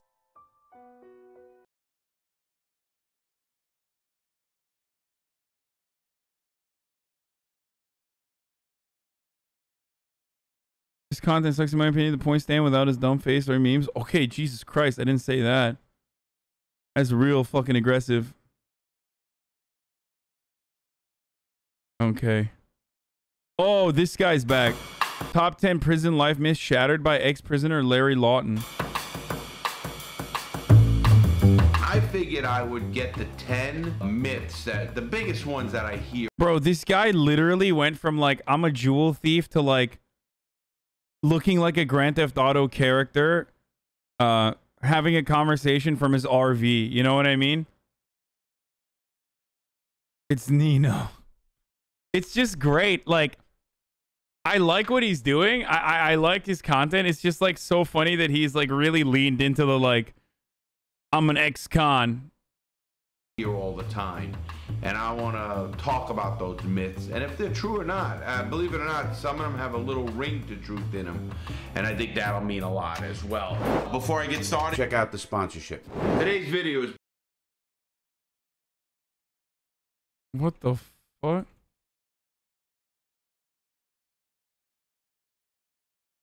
Biggest guy on the first day to assert dominance. Bad. Yes, boys, I'm gonna do RP after this. Bad, and a myth. That'll get your ass fucking killed. Now, you probably heard about my story when I went into a county jail, and I was the only one in that jail. I was a white guy, and there were 32 black guys, and it was right after Hurricane Andrew, and I knew I was gonna have trouble because I just felt that you could feel tension. Yeah, because he literally looks like a Nazi, dude. I'm sorry. But hey, white guy, bald head in prison? Oh no, dude. Okay. You just gotta grow it out, brother. You gotta grow it out, okay? You know what I'm saying? Like, you just don't want to... That's the one time where you're like, you definitely have to grow your hair out as best as you can. You know what I mean? Even if it's just on the sides, just be like, listen, fuck it, dude. We're not doing white boy summer right now, all right? We're not doing white boy summer. You can feel people looking at you. This is back in 1992, and the reason I remember it so well, it was in the Dade County Jail in Miami, and it was right after Hurricane Andrew, and I was arrested, and they were just throwing people in cells. They didn't give a fuck or whatever. Well, what I did was I went and I turned the channel, and I knew I was gonna hit the biggest guy in there who said something first. It wasn't just going up and starting. He said something. I kind of pushed the button to do it, and I'll tell you the truth. When I hit that guy, and I hit it, and he doesn't go down, holy shit, man. I ended up breaking my hand. We got to fight, and I could barely talk. My throat was in so hard. It was a rough time. He was the house man. He was a big dude. But it did also get me the respect I needed in that prison at that time, or the jail. Now, if you go to a prison and do that, you just might get killed. So no, you don't go in there and look for the biggest guy. Okay, take notes. County jail, yes. In prison, no. Okay, got it. To assert dominance. Who the fuck you think you are? You know, I often give advice on this all the time, and as I say, the first thing you do is you stay to yourself. If somebody picks on you, somebody is pushing your button and trying you. I mean, I've beat people for disrespect, leaving your shaving hairs in the sink, just because I thought they were doing it to test me. I also hit a guy for changing a channel so bad and fucked him up because I think he was testing me. That's a whole different animal. If you're gonna be tested, you might have to respond. But you don't just go up and hit somebody. What the fuck? That's a big myth. That's gonna get your ass killed. First of all, who the fuck you think you are? One, you might get killed in that fight. Or you might just get stabbed, you don't know what it's about, somebody else don't know what it's about. That's the quickest way to get your ass either killed or off the yard, is what they call. And that's exactly what that's to do. So what's he doing, dude?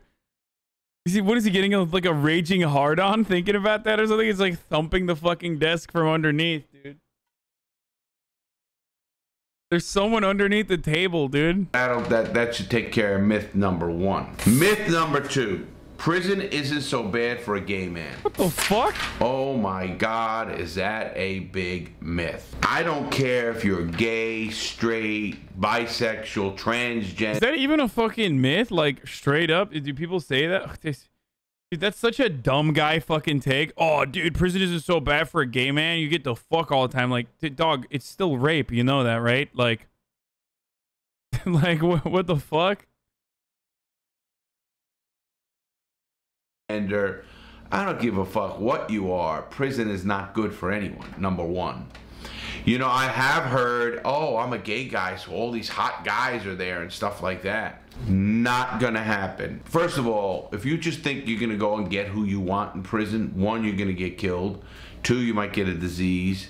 Three, you might be messing with somebody else's guy, girl, whatever you want to call it, and get killed that way. It's the biggest myth in the world. And getting raped, I don't care if you're a girl or a guy, getting raped, and rape is wrong. Rape is power. Holy shit, dude. Larry Lawton is more woke than like fucking 80% of Republicans, dude. Rape is a sign. Look at that. It's such an easy fucking take right there. Sign of violence and control and power. Rape isn't a sign of positive sexuality or oh, that's good. And let me just, you know, emphasize this. I'm not talking about you and your girlfriend role playing or whatever the hell you do. I'm just letting you know, rape is not anything to be messed with, or it's not fun at all. That's number one.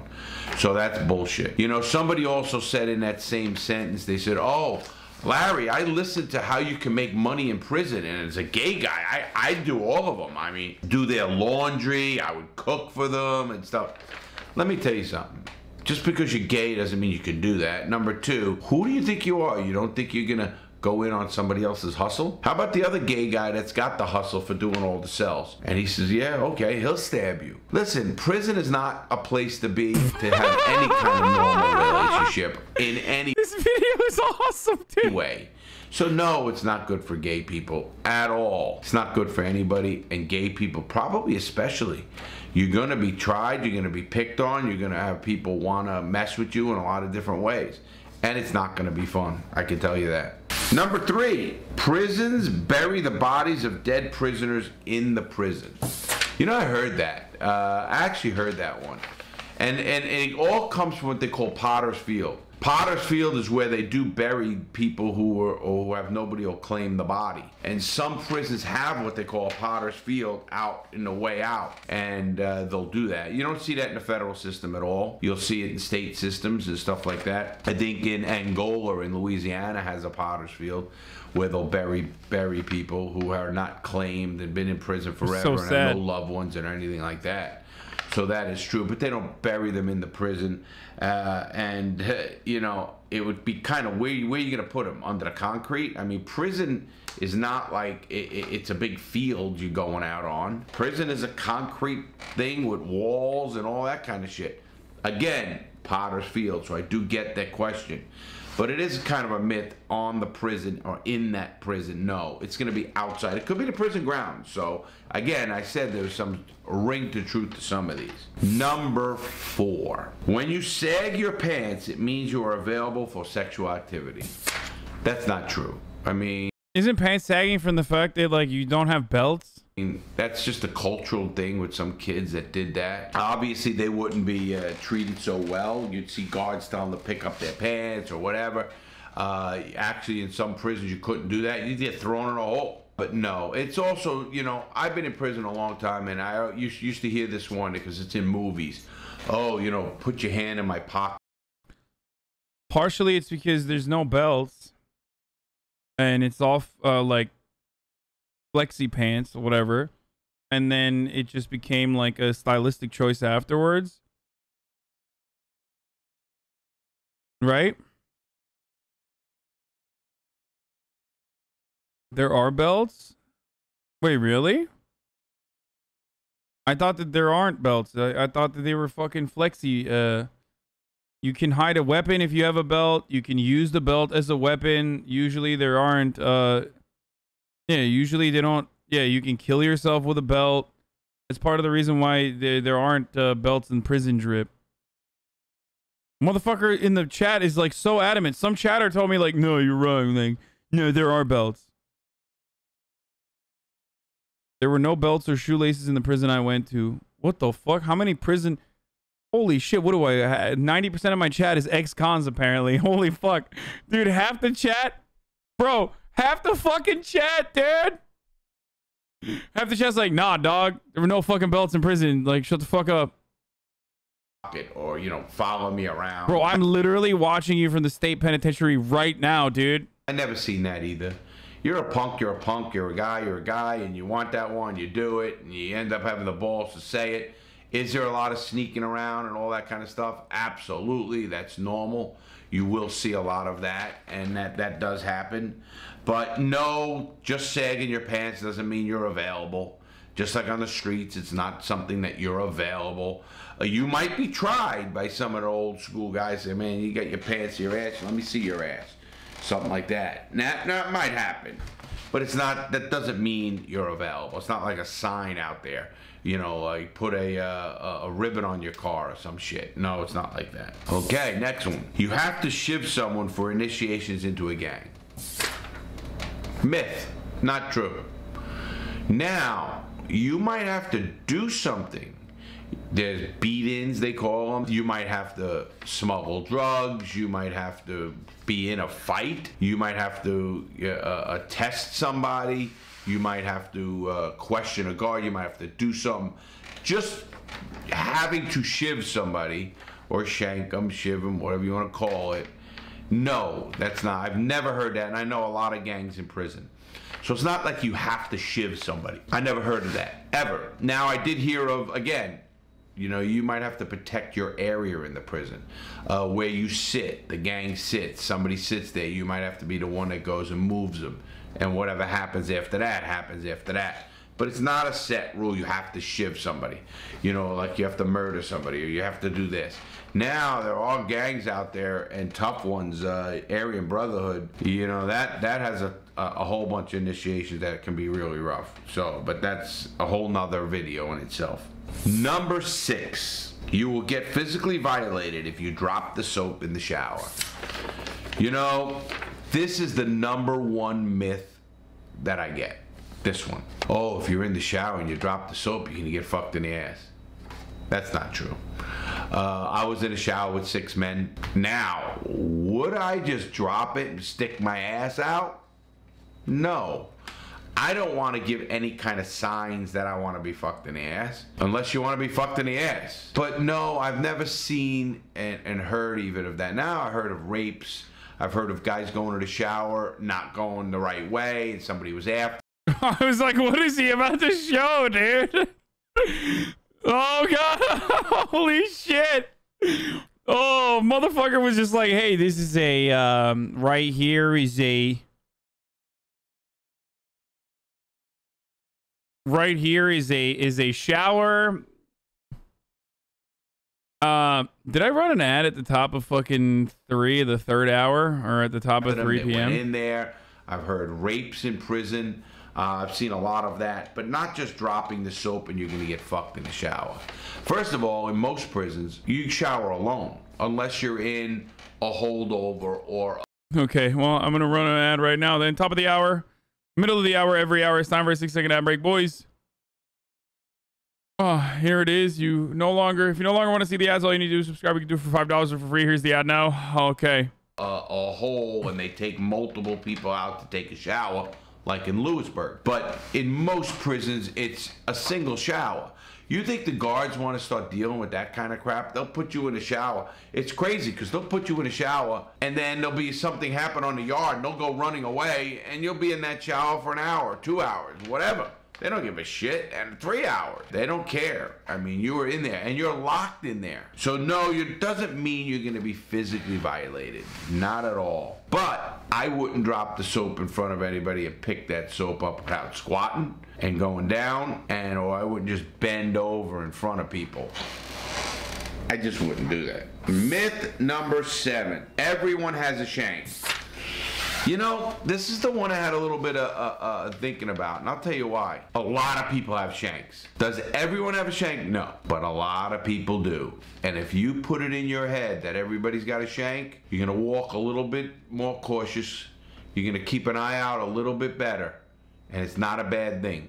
It's like being on the street and saying, wow, everybody's got a gun. Would you do something around here if you thought everybody had a gun? Probably not. In this case, a lot of people have shanks, and it's just what it is. It's prison. People have a weapon, especially a little guy, maybe a guy who doesn't think he can defend himself, or he's messing around in the drug game, or the sex game, or the gambling game, or whatever. I always had shanks. I always had 3 of them. I even took one to the yard a few times, you know about that, and suitcasing it. So I had to do what I had to do in prison to protect myself. But not everybody has a shank, so I'm calling that half and half. I think it's a good idea if you... Larry, is there an ass phone? That's what I want to ask him. Larry, what's an ass phone? And can you, why is it $577? If you think everybody has a shank, because then you're going to act accordingly, and as you should anyway, and that's what will keep you alive, not hitting the biggest guy in the prison. Number 8, prison guards will take their time to stop a fight if a chomo is getting beat up.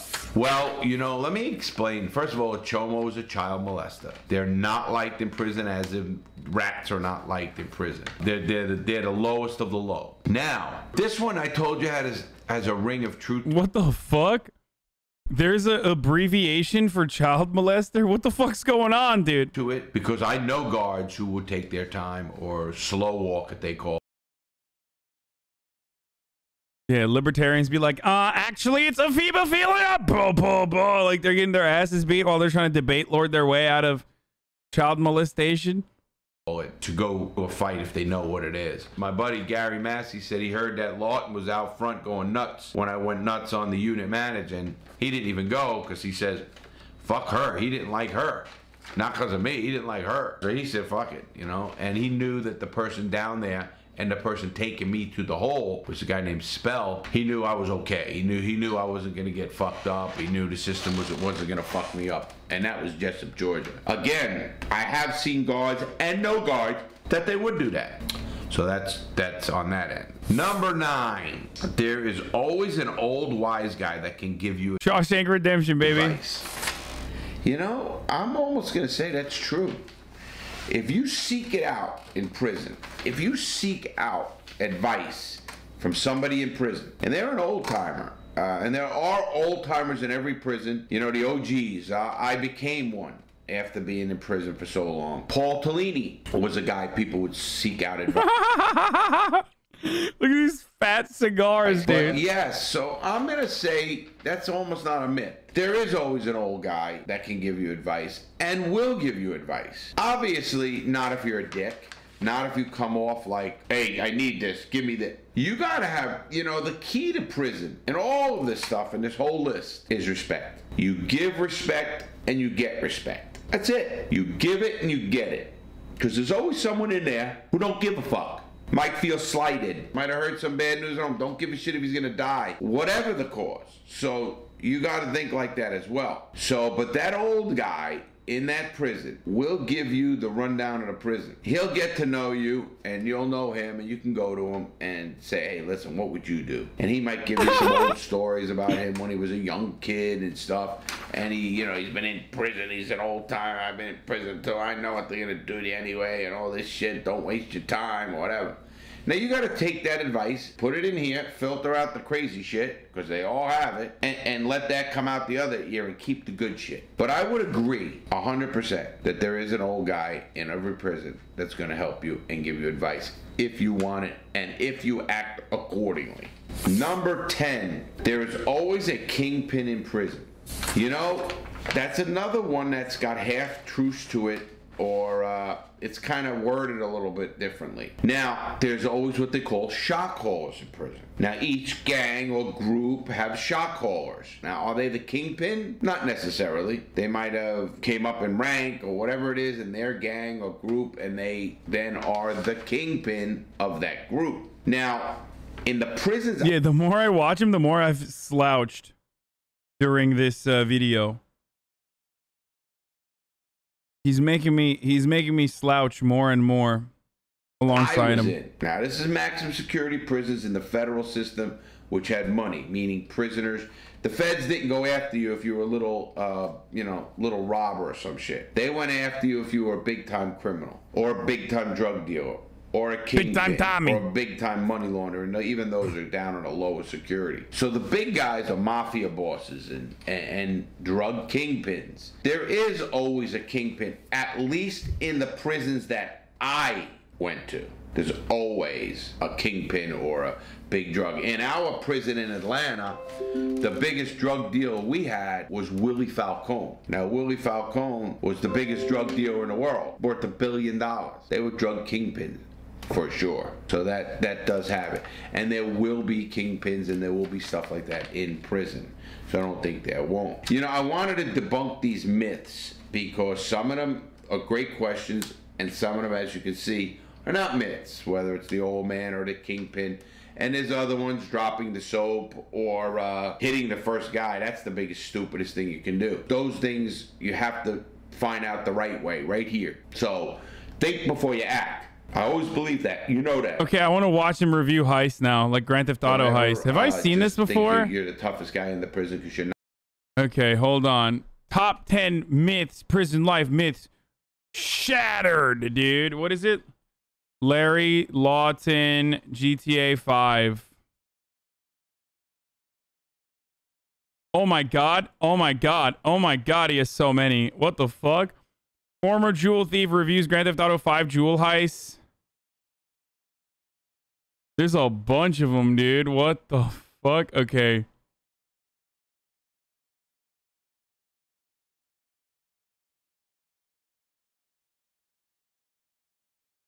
Okay. This is the last everyone, one. I'm here to review the GTA 5 jewelry heist scene with Michael and his crew.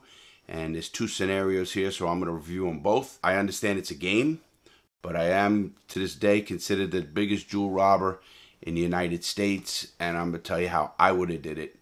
Wait, yeah, I could get some RP jewel heists or RP heists out of here. Wait, 41 minutes? Okay, we're not watching that. That's fucking insane.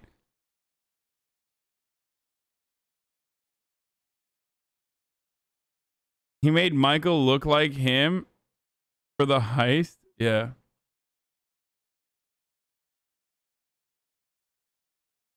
Yeah. Shit. Oh, fuck.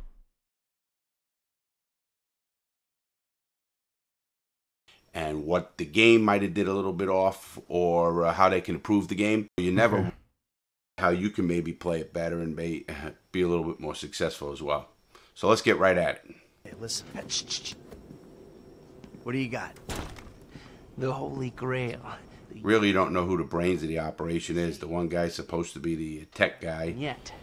Look. And Michael is supposed to be the guy with the crew. Bucks wrecked his girlfriend's house. I don't need to go crazy here. Which Mexican? Martin Madrazo. He's not supposed to be very nice. You never rob just to get money quick like that. You have to plan it a little bit more reason to do it than just, I need quick. This guy made this video because some guy on 4chan told him to? No, that's another fucking fake 4chan lore, okay? That's fake 4chan lore for you, always. It's like, that's not real. This dude had a fucking YouTube account that predates that fucking post, so... Like, the 4chan post is referential to this guy, actually, but people think that it's real.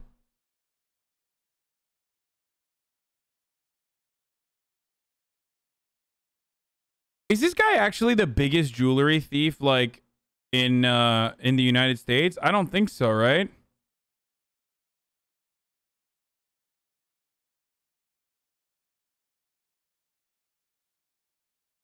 I wish these were former biggest.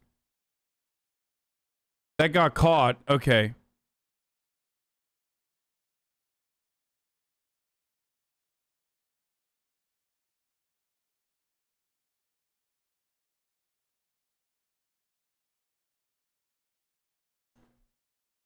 Imagine knowing a 4chan meme. Yeah, I mean, all right, fuck this. Instead of doing that, I'm just gonna do it myself. Okay, I'm gonna go and fucking steal some shit myself in a video game. I'm gonna give you guys a recap of everything as well. So first and foremost, boys, these are the okay, that's the playlist for racing.